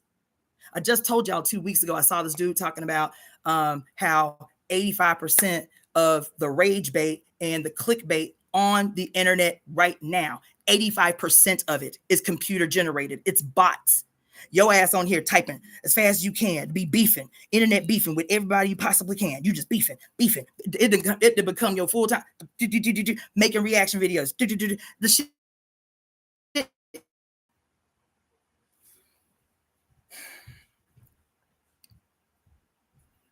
I give absolutely no energy to it. I have other things I am trying to create. That's it. So that's the last thing I'm gonna say about that. But what I was thinking about was this: when I was talking about Independence Day, and I was like, oh my God, it feels like when the aliens came and Jeff Goldblum's character was like, yeah, this is because he and his dad play chess every day in the park, right? He is like, this is not random where they are. They setting up a chessboard because he recognized that the static and all the TVs and everything, there was a hidden message in it, and it was a countdown. It was actually a countdown. And I said, I said this on Saturday. This is what this period feels like. This is what the moment that Trump was inaugurated feels like. It feels like this active war, the chaos of war, even on a chessboard. The initial chaos of war is using your pawns. Okay, boom, boom, boom, quick moves, no thought, is to run through your pawns and keep as many as you can, but they disposable. So you just run through them. The real strategy comes when you got your power heads that are behind the scenes, clocking everything at every moment, seeing weaknesses, taking advantage, retreating, advancing. You feel me? I said, this shit, it's been so busy. It's been so chaotic. It's been so loud. And even when he got elected in November, for 6 weeks, that's all everybody in his cabinet kept talking about. This is going to be a campaign of shock and awe, like nothing you've ever seen. A campaign of shock and awe, a campaign of shock and awe. And it's been one thing after another, after damn near every week, one thing after another, after another, after another. I was like, all this madness, yes, we've lived in chaos, but this feels different. This feels different. And it wasn't until that goddamn movie Sinners came out and I spent 13 hours breaking down that shit that I was like, oh my God, okay. So we have to be looking a little bit deeper than just, quote, the hidden symbolism in the movie. There is something being articulated. And then I told y'all about Tajali saying, oh, well, whatever they have planned, they have to put it, they have to tell you, they have to put it in your face so that they can be absolved. Based on their tradition, based on their culture, based on the oaths that they have made between one another. That the only thing is you can do whatever you want to the masses. You can do whatever you want and not feel guilty. But the only condition is you have to tell them first what you intend to do. Don't matter how you tell them. You just have to tell them first what you intend to do. and you are absolved. You hold no guilt. You hold no guilt. So people be asking like, damn, why these billionaires be doing all this terrible shit to people? Why do they not got no conscience? They be asking cops who killed the innocent, how can you even sleep at night? And all of this shit. Because the oaths, because of the culture, of because of all of the things that has been set in place that guarantees them absolution no matter what they do. Do you understand? And so if I'm saying that Sinners is not just this deep and profound movie written by this deep young brother who from the hood that you can relate to, but that he is getting paid. Somebody is paying him and paying him a lot. Doesn't mean that he has to be a conscious participant in what's happening. They use him just like they do everybody else to communicate something deeper and more hidden that they don't want you to see, but still have to tell you so that they can feel free and clear and absolved when they execute what they intend to execute. I forget who the person is that says that all art is propaganda, but not all propaganda is art. All art is propaganda. You don't have to be, as the artist, consciously producing propaganda. You can just be like, damn, I opened up this space for myself and people who look like me to do what I want to do in this industry that's been really blocked to black people. And they'll be like, yeah, Negro, we'll give you a whole lot of money. We'll let you own your shit at the end of the day. And people are like, oh my God, this is amazing. This is amazing. This is amazing. And they'll give them everything you want. Because in the end, they know that their goals, their ambitions will be met, whether you are aware of it or not. Whether you are aware of it or not. Is this no different than the relationship that we have with the mother? We say that we live in a world that has been governed and dominated by the Father God. Isn't that what we say? No matter what the complexion of the Father God, by the way, no matter what the complexion of the Father God, by the way. Patriarchy is very flexible and fluid in terms of how it communicates to different patriarchs. So right now we're saying that we live in the historical political apex of yin and yang and utmost yang, politically, economically, and the like. We live in the age of utmost yang, but there are still unending variety that exists between the two poles.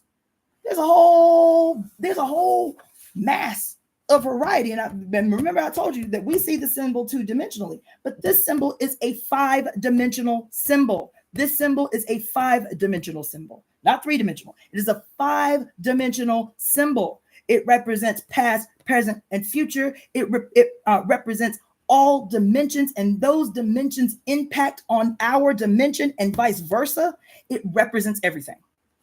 And so I'm telling you, politically, economically, and so on, culturally, we live in the age of utmost yang. That does not mean, because we say that the face of quote patriarchy right now is white male, the white male with no female present. That doesn't mean exclusively. That means right now, in this moment, the apex of what has been a long patriarchal project. And this patriarchal project, this long patriarchal project, has had many shades. From the darkest to now the whitest.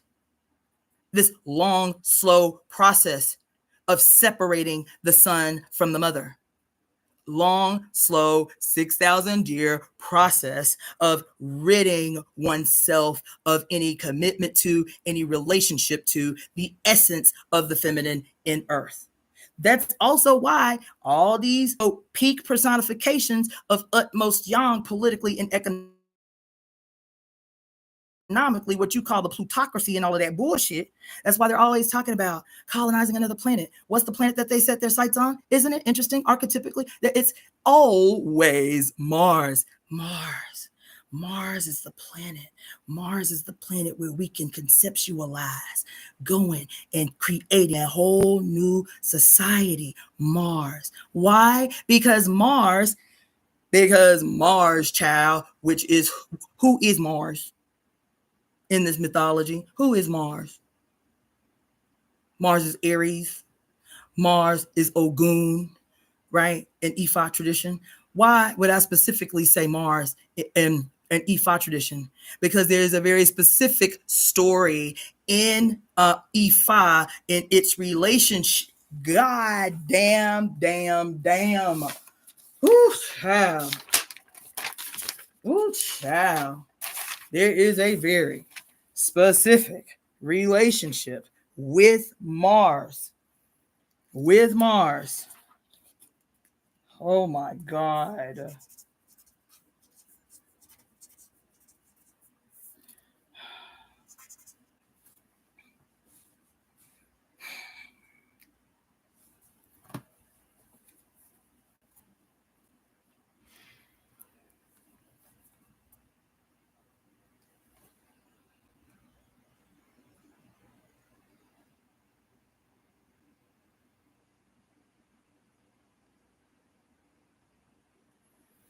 Okay.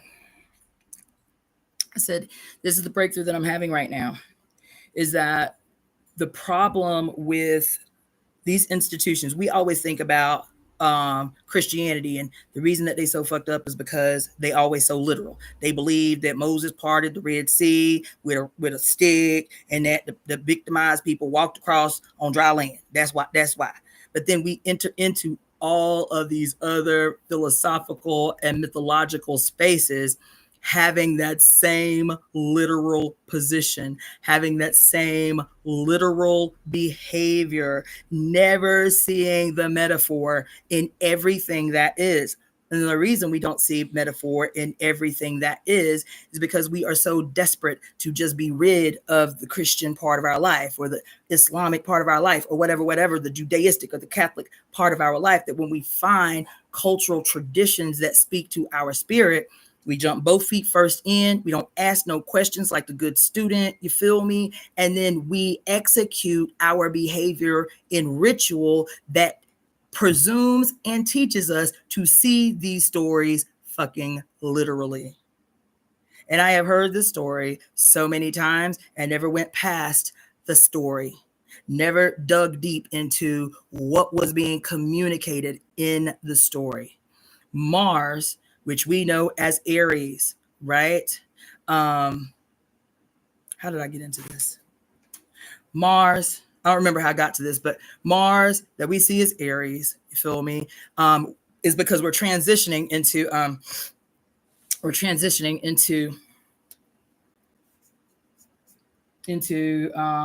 Cancer, the moon's sign.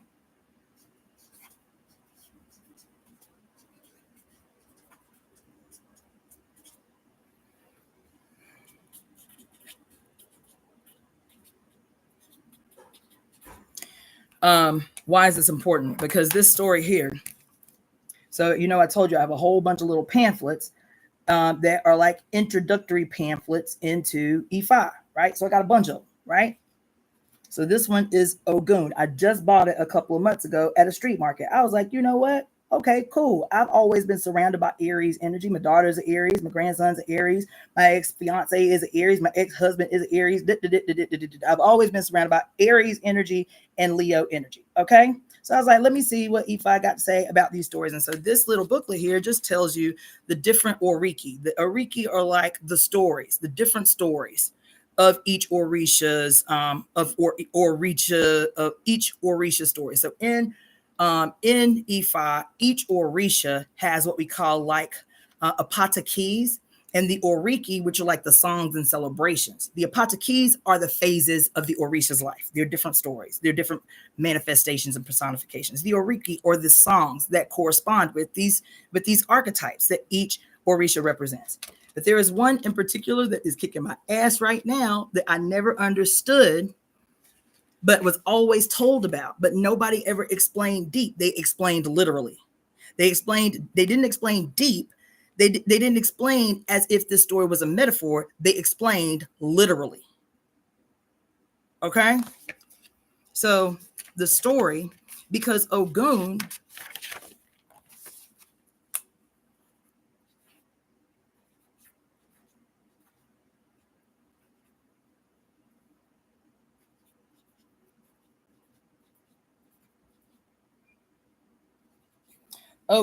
in Ifa tradition, despite the story I'm about to tell you, Ogun is seen as a hero. I have my Ogun pot right here in the corner. I still got it. Ogun is seen as a hero. He is seen as a savior of humanity because Ogun, as the master of iron, as the lord of iron, Ogun gave civilization to gave civilization to humanity.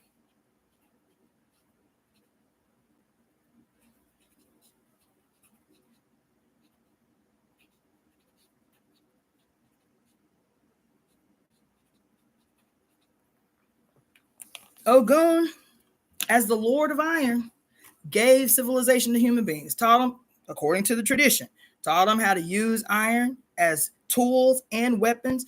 He is also considered the god of agriculture. You understand? Taught them how to build cities, taught them how to plant food, knew all the plants in the woods, taught them how to use them. He plays a role in medicinal healing, surgery, the more deep aspects of healing, surgery, and all of that shit. Your quote warrior's pot, when you get your warrior's pot, your warriors are Oshosi, who is the master herbalist, Ogun, who is the lord of iron, but he is also the lord of civilization and agriculture, and he teaches you how to use the plants and the trees, but he also is a surgeon. He is very strategic in his use of metal. Do you understand? And then a shoe, a legba. That's your warrior's pot. That's your protectors. You feel me? The reason I'm saying this, baby, is because here we are in this period that represents the complete severance, the complete severing of the successful, clear-cut break of the son's break with the mother. I started because I'm like, why are all these oligarchs, why are all these extraordinarily wealthy obsessed with sending penises to Mars? Why everything they create, the further they go, the more they look like penises? You feel me? Why are they talking about we gonna go colonize Mars? Why are all these movies, right? The movie Elysium. I don't know if y'all remember the movie with Matt Damon, the movie Elysium. That movie is so deep. First of all, the word Elysium occurs in your holy Bible many times. You feel me? When I tell you, they tell this shit to your face because they know you do not know. And if you see what you see, you'll reason yourself away from it because you see shit literally as opposed to metaphorically. You feel me? So this is Ogun. This is why I mentioned Mars, is because of this period of the complete successful severance of the son from the mother, represented by this day that we are leaping both feet first into in just a few days. In just 2 days. In just 2 days. This is why I got on that. Is because this symbol, this, oh my God. Oh my God. Oh my God. When I tell y'all, I never understood. And I might be wrong, or what they say this means may not mean what it means, or it may mean what it means. But I'm telling you what I'm looking at right now in real time that I had no intention of talking to y'all about because I got shit to do. I cannot believe what I'm seeing right now. But I'm telling you that when I talk to you all the time about the importance of the weavers, of the fates, right? The young fate, the maiden, the mother, the crone, and how they are in every culture, no matter what their name is, whether they're the fates, whether they're the moray, whether they're the norns, whether they're the iami ajay, whether they, doesn't matter, whatever their form, that what around the globe they have been known for in a million different archetypes is those female entities in the universe that are responsible for weaving the tapestry that is all time and all dimensions. Every birth, every death, every destiny is determined, even of the gods that we create. Even the gods' destinies and stories are woven by the fates. And we get stuck still in a two-dimensional mental image of the fates, or of these stories, or of these mythologies, or of these archetypes.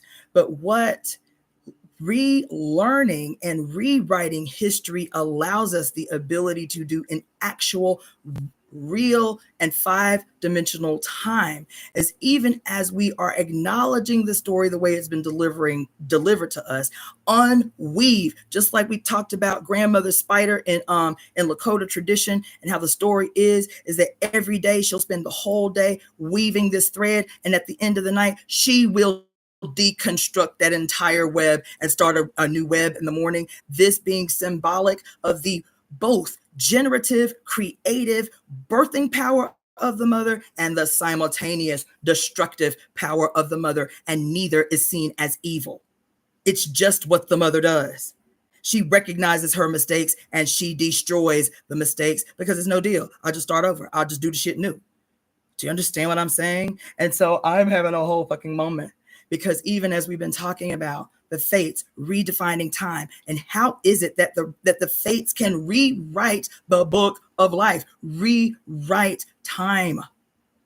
It is to first recognize that the history that you have accepted as stationary, as unwielding, as rigid and true must be retold through the mother's mouth, through the mother's lens, through the mother's experience, through the mother's worldview. And something new will reverberate out from that understanding. I am having a whole fucking moment. Oh my God. That this image, no matter what, because I don't know what this image means in the Latin or in the Greek. I don't know. Y'all can Google that shit. That's fine. What does the actual symbol stand for? Google that shit, somebody. What does this actual symbol? What does the alchemical symbol of the Cancer mean? What does it represent? I'll acknowledge that, but I'm telling you what I am seeing with my eyes right now as a consequence of this work that we have been doing together, specifically since January. That this symbol that's been in our face all this time, this symbol that has been in our face all this time, was a prophecy. It was a cosmological, astrological, astronomical hint of what was to be. This moment where at some point, oh my God, oh my God, oh my God, this moment somewhere in time where the son would be, quote, victorious over his mother, where he would make a clean break from his mother in his madness. This symbol has been a prophecy. I'm telling you, I'm convinced of it. Hold on. Days ago, and I did not know why. And that's why I didn't mention it, didn't talk to you about it. Days ago, and I didn't know why. I was reading from one of our Bibles, the Women's Dictionary of Symbols and Sacred Objects. And I was reading something that at the time didn't make sense to me. But I made a mental note. It's something I'm gonna have to go into a little bit deeper later. It ain't important now, but I know it's gonna be important. Mental note, gotta go into it deeper. And oh my God, this motherfucking moment that I'm having right now. Oh.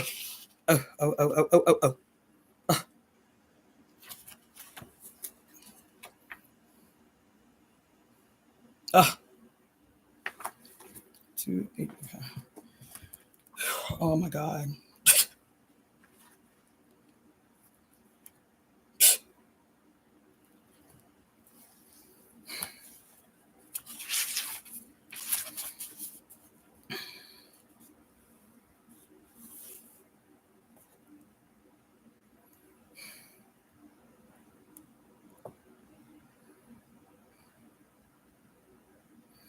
So I'm gonna read this whole first page. So those of you who have the book, which is the Women's Dictionary of Symbols and Sacred Objects, pull it out.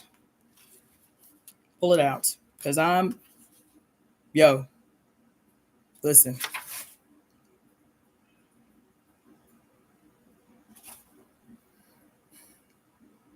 I can't.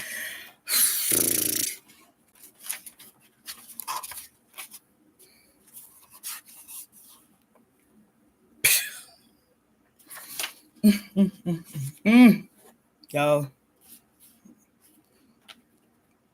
So we're starting on 284.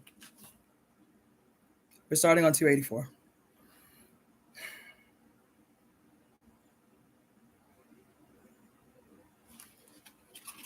Remember I was telling you about a month ago, I was like, I was like, look,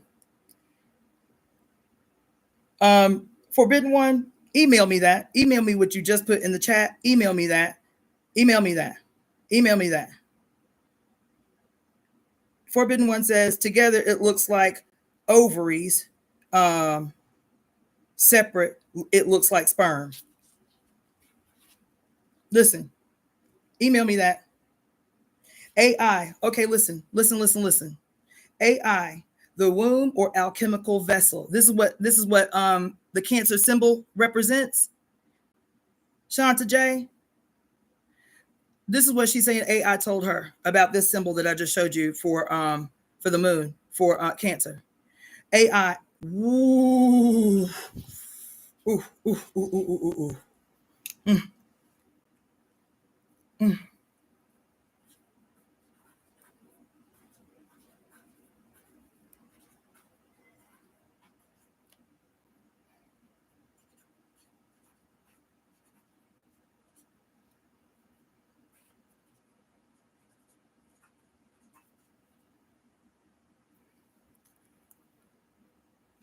Listen to what she just said. Email me this, Shanta J.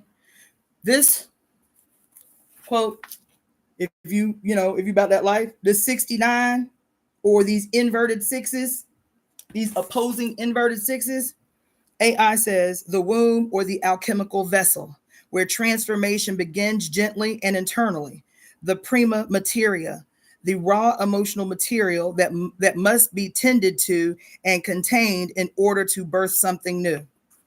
That's what this symbol means. Hold on.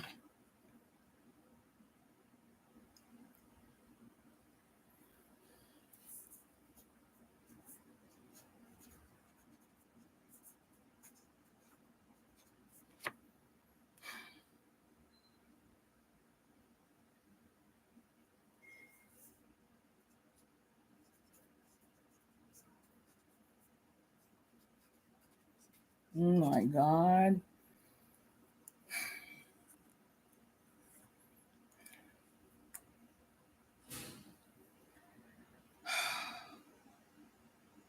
So let me tell you what I was going to tell you before I go into this. I can't believe this. I can't believe this. So let me tell you, the reason I got up on this and I pulled my little Orisha book out of here because I was like, why do all these white males want to go to Mars so bad? Why does everything that they make look like a penis and they want to go to the Mars, or they want to quote invade the moon? You feel me? They want to quote plant a flag in the moon as a sign that they have conquered the moon.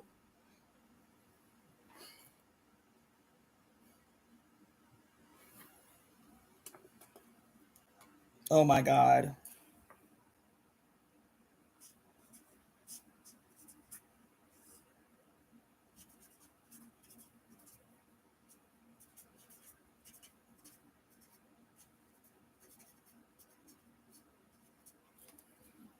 Oh my God.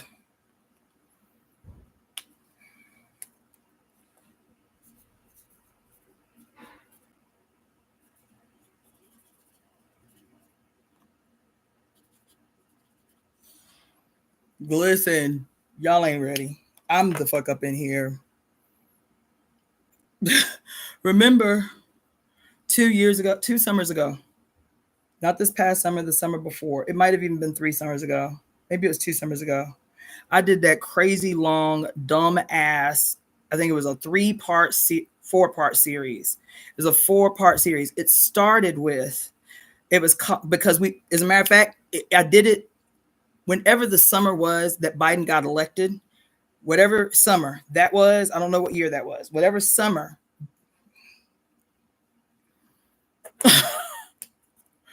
whatever summer it was when Biden got elected, I mean, whatever year it was when Biden got elected that summer. Ah,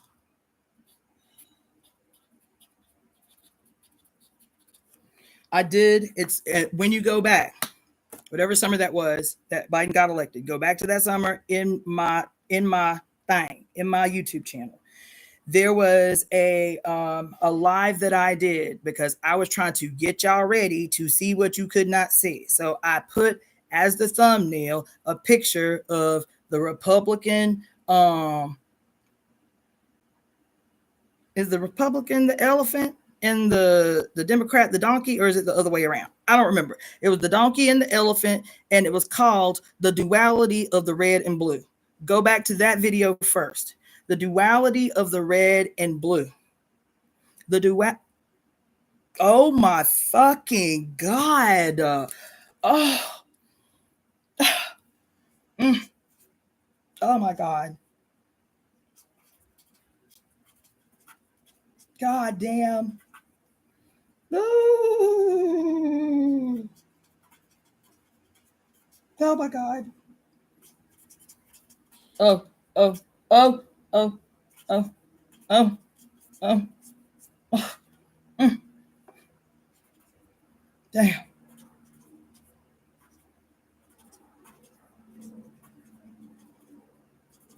Ah. Ooh. God damn.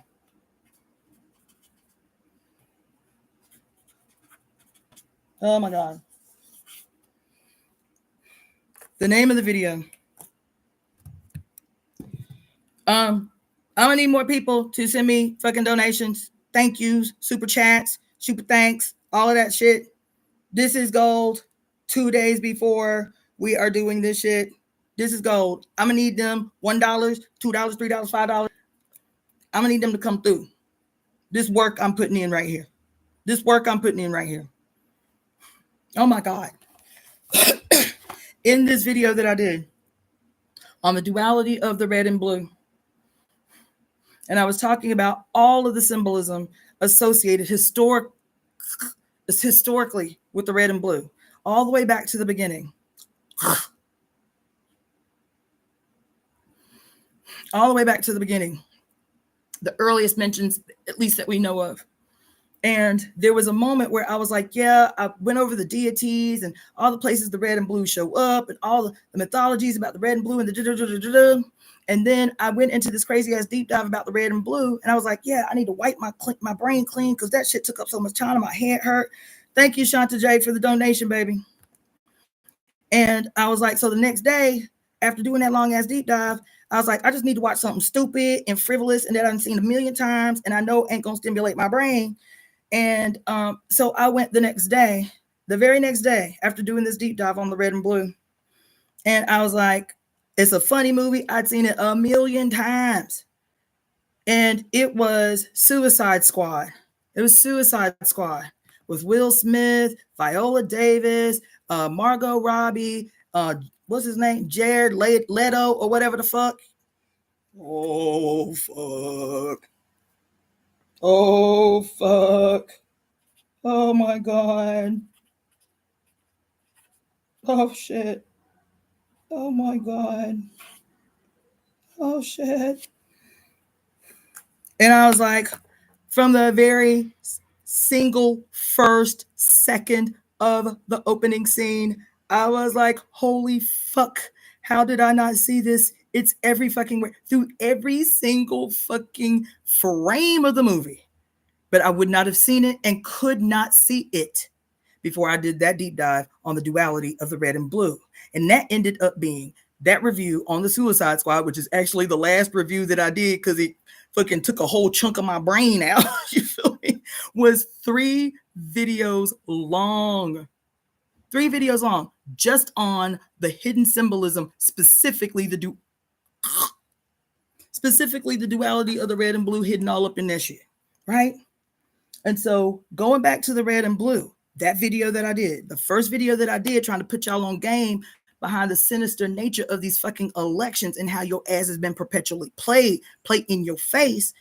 In this video that I did, I said, I don't know how it makes sense, but it's important for me to at least say it out loud and put it in your mind, and maybe we can work through it later. That's what I said, because in the duality of the symbolism of the red and blue, it had taken me in some indirect way to, it had taken me in some indirect way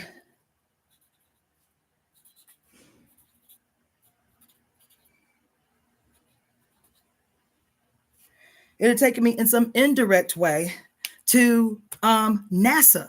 in all of the space missions. I was like, So I was like, well, let me just look and see what's going on. You feel me? And I was like, there's got to be something to it. I can't go into it now because it's too much for my head. But I did write it down and make a mental note that I have to go back to it. And I haven't since then till now. And this thing that I haven't even given a second thought to until this fucking moment. In this long ass deep dive that I did about the duality of the red and blue.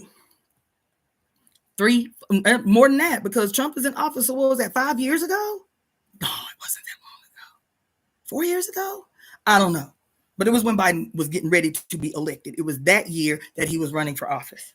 For 5 years ago. What the fuck? Anyway, in this part of my deep dive that I didn't even mention in any of the lives, because I was like, I'm just going to make a mental note of it, come back to it on another day. It don't seem as significant as all of this other symbolic mythological shit. But I was like, I know it's important. I'll get back to it later. And never did. Never did. Listen to what the fuck I'm about to tell you. And I can't even find my notes as of right now. This is just what I'm remembering when I did that shit 5 years ago. The space wars, as they were originally called, was about who could get to the moon first. That was it. Okay. And so when I was doing this deep dive into the duality of the red and blue, the first page that came through was all of the successful and unsuccessful. Fuck me to tears. Goddamn.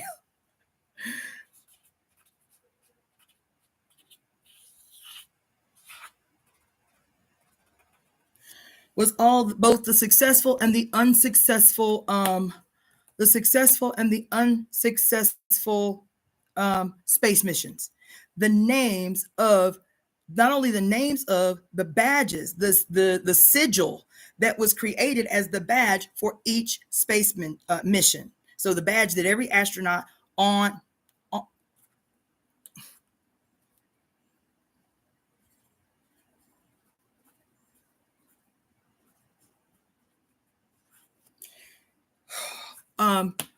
for every astronaut. Okay. And so it didn't make sense till now. I knew because they all love symbolism so much. So I was like, okay, I'm gonna write everything down. I'll revisit it later. In this moment where I am talking to you about the planet Mars and how Ogun and Ifa tradition represents the planet Mars, and how this story that I still have not told you from this book and from Ifa story about the planet Mars, Ogun, and this treacherous thing that he did, and I still haven't told you yet because I'm about to blow your fucking mind right now because my mind is blown. When we go back and look at the space missions from the beginning of the space wars, which was with the Soviet Union, with Germany, and with the United States of America. And just right now, even as I think it was Trump, God damn, somebody Google really quick. Was it Trump in his first term? Was it Trump in his first term that basically trashed the space program? I think it was Trump. It might have been Biden, but I think it was Trump.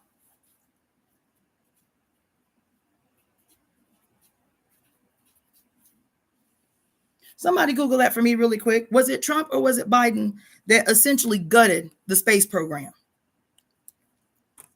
So I'm talking to you. I'm talking about in his first term. Somebody, because that was what everybody was saying, was like, why would you gut the space program? But there was a whole big short controversy about it, but somebody like gutted the space program. Don't get me off task though. So when I'm reading the names of all these space missions initiated by the United States, but as a consequence of what was called, quote, the space wars in the earlier stages. Oh my fuck. This is too much. This is too much. This is too much. This is too much.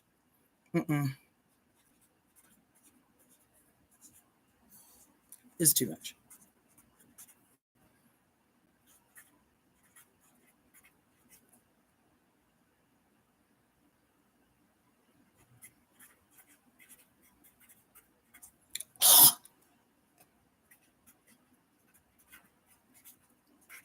This is too much. It's too much. Um, so I'm sitting here talking to y'all about Ogun and Mars, and we're about to enter into Cancer and the successful, complete like removal from the sun in his madness from his mother, whatever, whatever. The space wars was Trump. Thank you so much. Can you email me that so I don't forget? Because I'm taking notes like a crazy person, and I'm gonna have to discern all this shit later. So anyway, which makes sense with him being the number 9 representation in his first term of Pluto's behavior in Capricorn, destabilizing and beginning the process of destroying the institutions of an empire. That makes sense. Okay, so anyway, what I'm going off about is the primary beginning of the space wars was who could get to the moon first. Who could get to the moon first? Who could get to the moon first? That was the war. And so I don't remember which is which because I don't have the notes in front of me, but it's coming down on me now.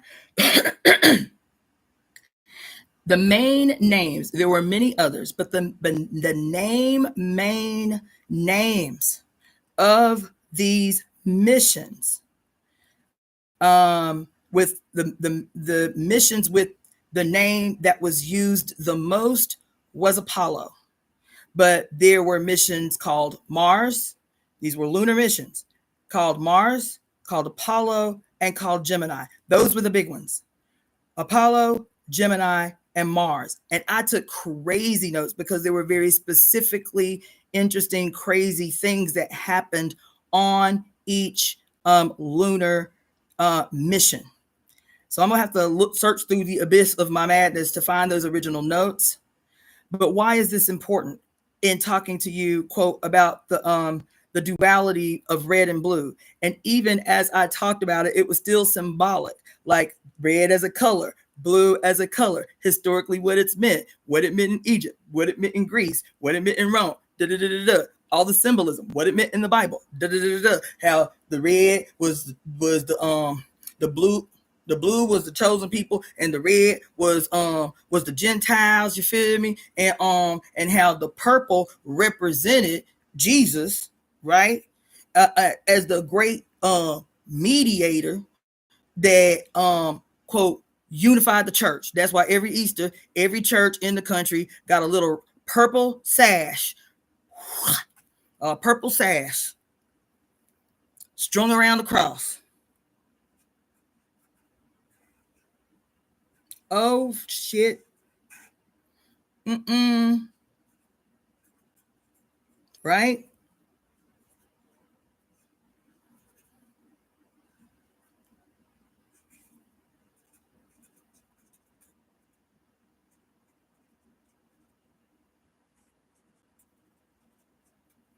Right? And so all this time, even up until this actual moment, I've just been seeing the red and blue through the symbolism, and it's everywhere in the movies, and this and this and this and this and whatever. And I said, okay, well maybe all this red and blue shit, red and blue, red and blue, red and blue, right, was like whatever. Red is evil. Okay, red is evil. Okay, so why am I bringing all of this up when I'm talking to you about Gemini transitioning into Capricorn and me telling you that the God,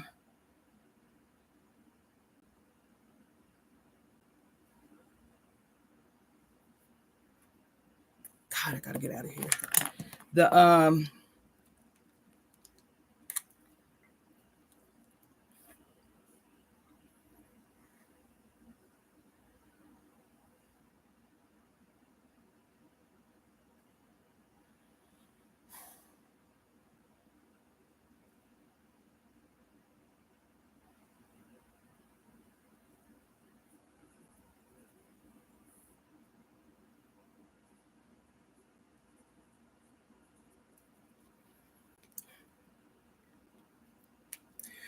The and that the symbol that I drew for you was a prophecy. That it wasn't, quote, just a symbol, that it was a prophecy. Like an actual, the symbol was like in your face, an actual prophecy of a period in human history where the sun would where the separation between the sun and the mother would be complete.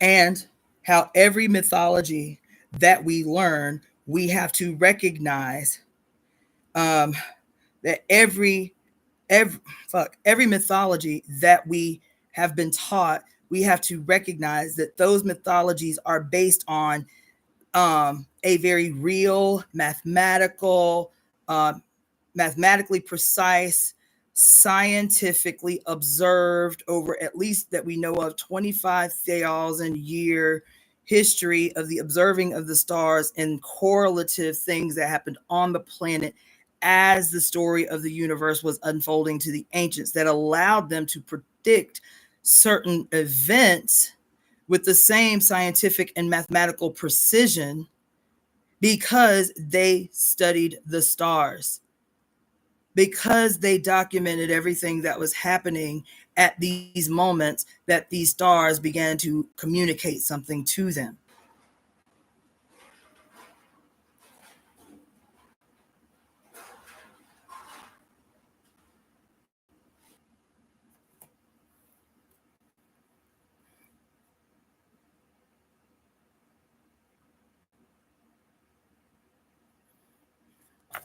Everybody, that even as you comment in the comment section, please, because everything is coming through so fast, I'm fucked up. Everything that y'all are sending, please make sure you email it to me. Please, please, please make sure you email it to me.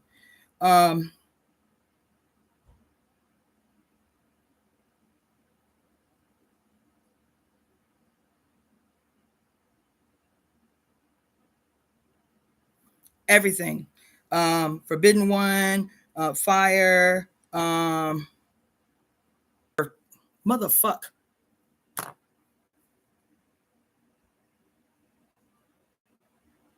Somebody send me Jimi Hendrix's birthday. Somebody search Jimi Hendrix's birthday now, right now, while they fucking with my internet stream. Somebody send me Jimi Hendrix's birthday. Search his birthday right now and send it to me. Right now, here in the chat box, please, somebody send me Jimi Hendrix's birthday. So I'm going to keep this short, and I'm about to come back to this later. But the reason I brought this book out, the reason I went on this diatribe about Ogun in relationship to us beginning to, that's Jimi Hendrix's birthday.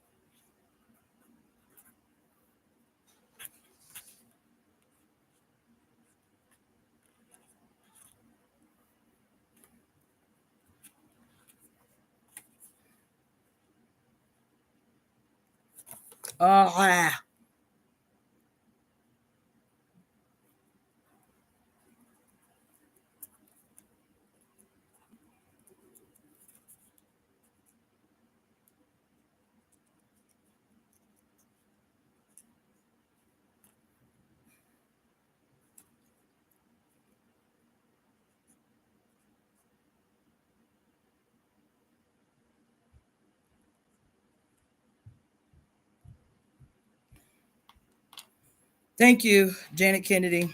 Okay.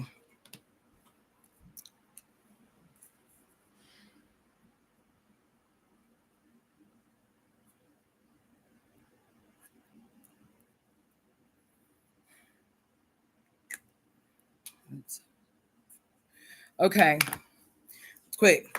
The reason I pulled this out, the reason I went into this fucking wormhole about the red and blue and everything is because even though in Ifa, Ogun's colors are represented by green and black, right?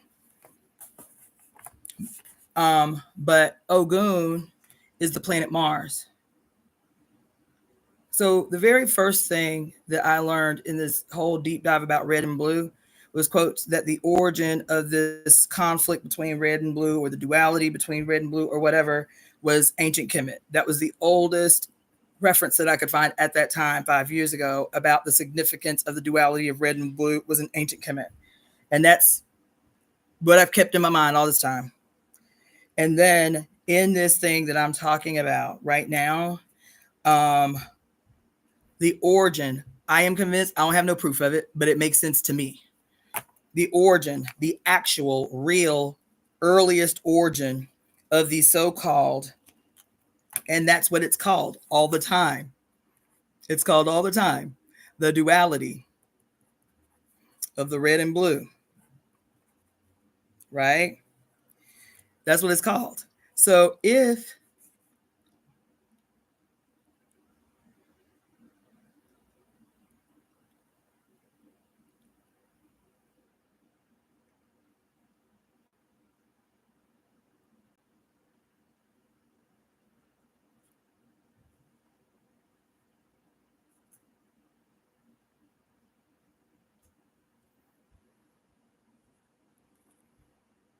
so if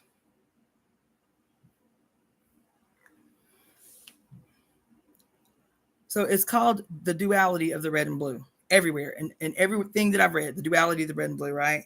And the thing that I read when I was literally searching the duality of the red and blue, or red versus blue, or whatever, um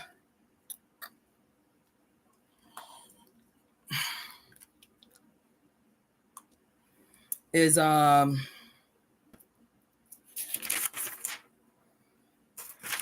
is Egypt. That was the earliest thing that I could find on it.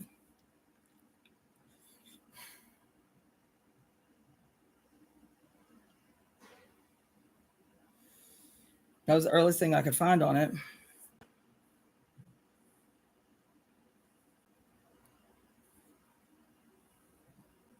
That's what I stuck with, right?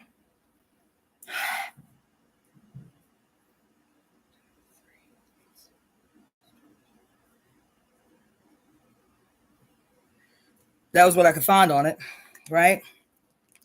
But in this moment, right this fucking now, which is why I went off on the red and blue in the first place, and that freaking piece that I did 5 years ago was that what if the true origin, quote, all this occult symbolism everywhere of the duality of the red and blue, and also the occult symbolism of the red and white, all the occult symbolism of the red and blue, and the red, of the red and the blue and the black and the white, everywhere, right?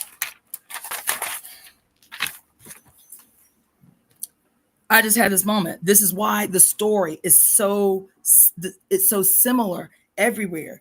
But its most shocking story that I've read so far is in Ifa, with the story of Ogun, the Lord of War, or the God of War. In this story about what we call the great African powers, okay? The seven African powers. The seven African powers, okay? Ogun is one of the seven African powers. He was, quote, one of this fucking shit.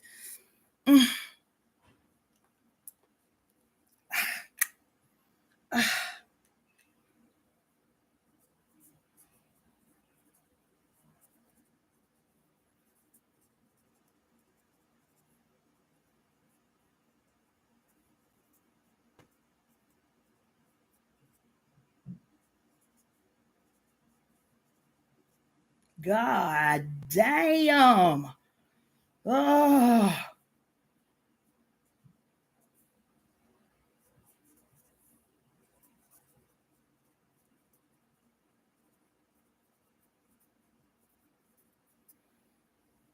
So I just had another breakthrough that's going to, it's not a contradiction to what I was about to say, but it's an addition to a deeper addition to what I was about to say. That the earliest thing that I could find in my, quote, occult deep dive into my occult deep dive into the symbology, the historical symbology of the duality of the red and blue was in Kemet, right?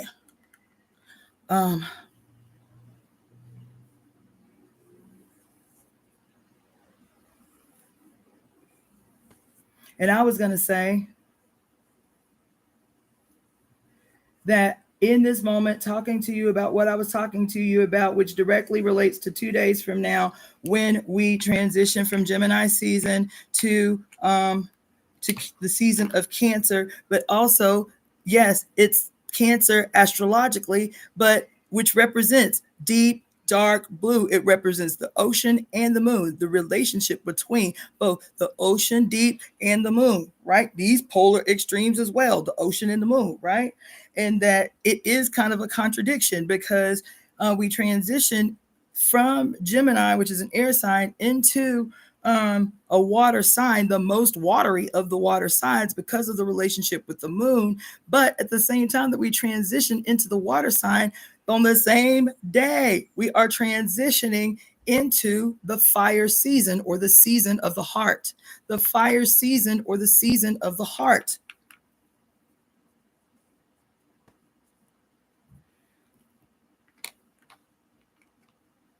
So it's both fire and water on this day. The elements are both fire and water on this day.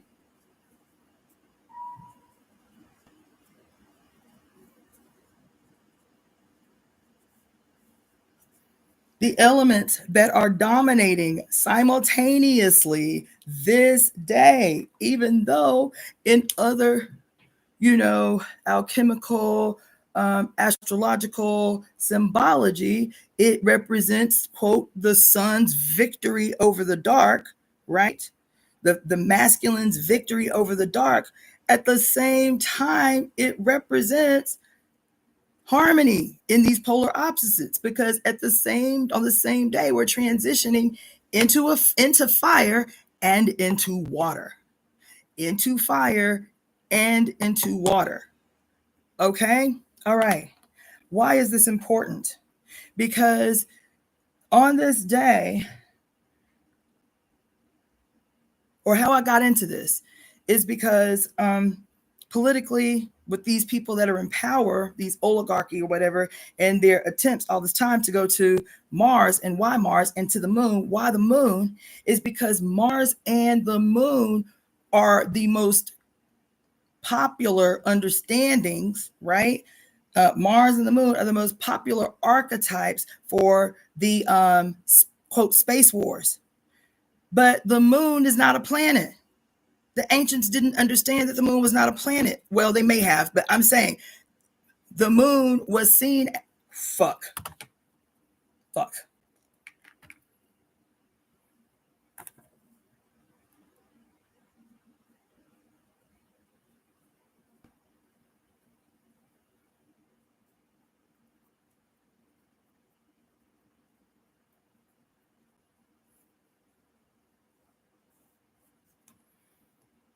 The moon was, in my estimation, was an extension of, in our,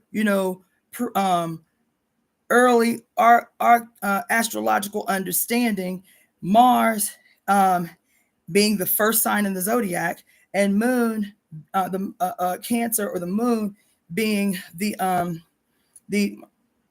fourth house, or the fourth sign in the zodiac. The moon, the moon's archetype, at least in the astrology and the seven signs. I remember a couple of weeks ago I asked the question, why Earth ain't represented in the zodiacal chart? The moon is the Earth's representation. The moon is the Earth's representation. The moon is Earth representation. This sign is Earth's representation. Why can I say that? Because this duality of the red and blue that had always been taught to us, at least subconsciously, through the worldview and the lens of males. And even though the earliest reference I could find to the history of the significance of the red and blue was in Kemet. It was in dynastic Kemet, because though I'm convinced of it now. I got chills fucking everywhere because it's in your face. It's not even something that's debatable. The the um the earliest reference, which was what I was going to start to say, and then I had to be like, nope, even that's not it. But the earliest reference to the red and the blue that we could see with our own eyes without no interpretation from anybody else is Mars as the red moon, as the red planet, or quote, Mars as the red planet, the actual red planet, right? And Earth always being called the blue planet. This is the first, before I tell you what I'm about to tell you next, which doesn't undo it, but it adds a deeper level. The first reference to red and blue, because of the mythological characters that we have superimposed on these very real bodies, the origin of the quote duality of the red and blue is the red planet and the blue planet. And this is why everybody that's on the blue planet, whose fire in their head is blazing out of control, who their Mars is dominating their thought processes, has their sights set on the red planet, trying to get to the red planet, is because it is still the continuation of this archetypal battle between the red and the blue, this duality of the red and the blue, the red versus the blue, so on and so on. Let me tell you why I just had this breakthrough, because I pulled out this book to talk to you about first. Ogun is the planet Mars. And when I said Ogun is the planet Mars, this is when I had this other breakthrough that takes this shit to another level. When I said the 7 African powers is a representation of this, just like every other mythology is a representation of those planets, those structures in the sky, what we call the 7 stars or the 7 sisters in the earlier times, those entities that we could see in the heaven that at the time looked like stars to us, those 7 benefics that stood out, that we could see with our naked eye. That's the sun through Saturn, right? And how and so I said, yeah, the seven African powers are the planets and the moon, the planets and the moon. But I had a deeper thought. The 7 African powers aren't just the planets. All of these archetypes about the 7 that we were talking about are the 7 representations of those quote big stars that we could see with the naked eye, those big planets, those planets that we could see with the naked eye, even in the the ancient world, that it was just about those planets. But no, it's not, because this question of all of these archetypes and the similarities between them all everywhere on Earth is something older than even our universe. It's something older than even our universe. Fuck. This just got deeper. It's something deeper than even our universe. Not just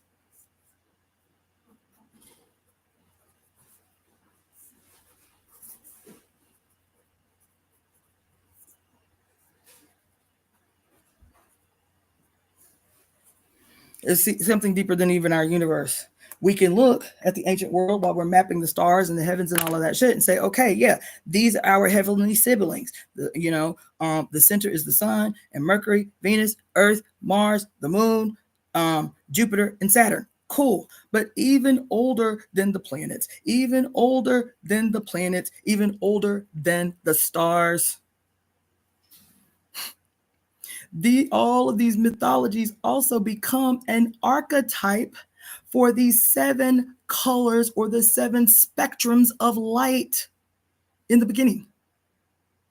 They are also archetypes of the seven spectrums of light that emerged from the primordial dark in the beginning. The first seeds weren't the planets or the stars. The first seeds in the primordial dark was the seed of light. But even something older than the seed of light, because I was like, yes, oh my God, no, the colors, yes, they're spectrums of light. Yeah. Okay, it's the planets then. Yes, but more. Go deeper. I was like, yes, okay, it's the spectrums of light. It's the spectrums of light. In the beginning, the Bible says there was light, but more.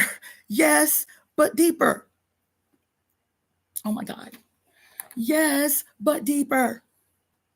Because fuck.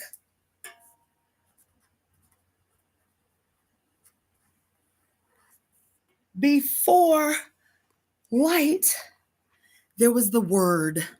Isn't that what your book say? My Bible. Isn't that what your book say? What does it say in Genesis? What does it say in Genesis?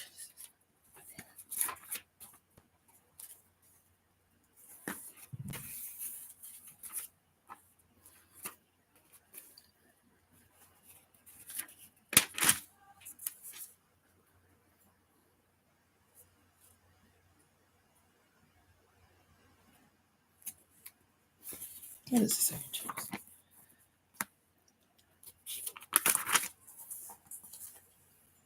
In the beginning, God created the heaven and earth, and the earth was without form and void, and darkness was upon the face of the deep. And the Spirit of God moved upon the face of the waters. And God said, let there be light, and there was light. And God saw the light and saw that it was good, blah, blah, blah, blah, blah. And God called the light day, and the darkness he called night. And the evening and the morning were the first day. The evening and the morning were the first day.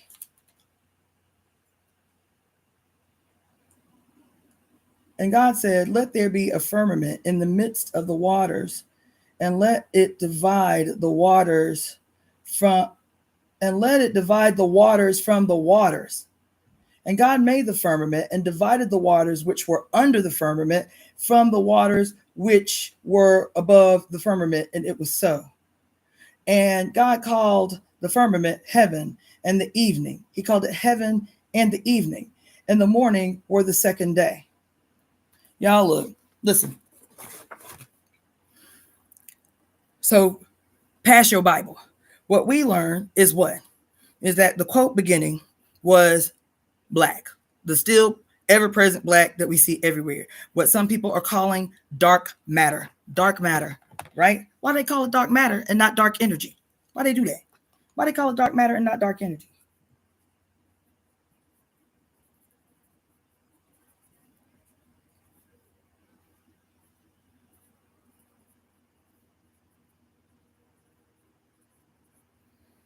I'm gonna have to simplify because I gotta go.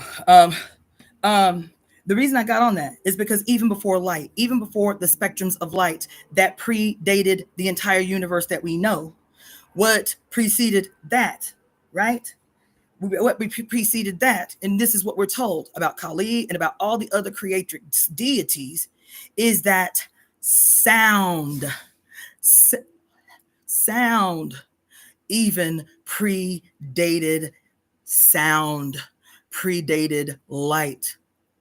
Sound predated light. Did you hear me? Sound predated light. How do we divide the quote primary tonal sounds? The 7 primary sonic waves or tonal sounds by 7, by 7, by 7. Of course, there are many divisions, just like with light, but the primary tonal sounds that we have been told in our language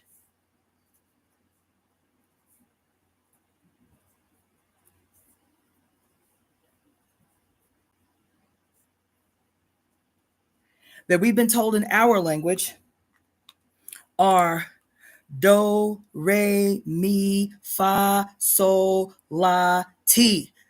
Those are the 7 primal tonal sounds according to our Western European understanding. Now, which I see why it had to happen, is now that I'm taking, y'all, I'm fucking tripping. Now, and only as a consequence of having taken the sitar for 2 years, that we learn, at least that we have access to, that the oldest written that we have access to, not that it's the total oldest, but the oldest written that we have access to, explanation of the 7 primordial tonal sounds is in Sanskrit, which was spoken as song before it was written as a language. Spoken as song before it was written as a language. Given to us, which I did a whole deep dive on, go back into my folders, which I did a whole deep dive on about the goddess Saraswati. Saraswati Vandana. Saraswati Vandana, who is supposed to have given the gift of written language to human beings in the form of Sanskrit. But before it was written, it was sang. Oh my God. And so in the West, we recognize, or we say, that the 7 foundational primal sounds or sonic tones is do, re, mi, fa, sol, la, ti, right? But in Sanskrit, those primordial tonal sounds are let's see, ma pa da na, ma pa da ni sa re ga. Ma pa da ni sa re ga. Okay?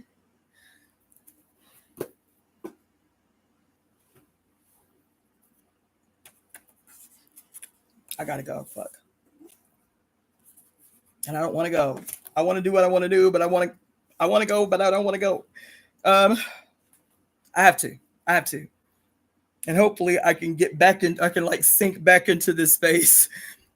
But that I want to leave you with is, and how did I get on that? Oh, let me say this one more thing. That in the spectrums of light, in the primary spectrums of light, right? The primary start with the 3 major primary, which is what? It is yellow, it is red, and it is blue. It is the sun, it is the earth, and it is Mars.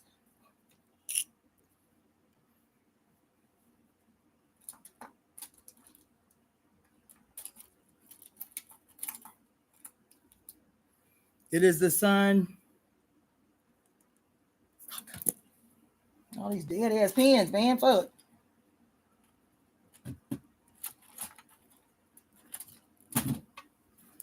It is the sun. It is the earth. And it is Mars. It is the sun. It is the earth. And it is Mars. Right? Red and blue make green. Red and yellow make orange. Green and yellow. Wait, is that right? No, it's so it's and red and blue make purple. It's those 3. It's those 3. Okay, yeah, I gotta go. I gotta go. Damn. Because I still haven't gotten to missing secrets and why this is so deep. I'm gonna do this tonight though. As soon as I get back, I'm gonna finish this tonight. So come back. I don't know when I'm gonna come back, but it's gonna be late because I have to work this through. We got 2 days until this day that is so important, and I got to work this through. So I'll come back late tonight. I don't know what time. It'll probably be 10, 11 o'clock. I don't know, but I got to go now.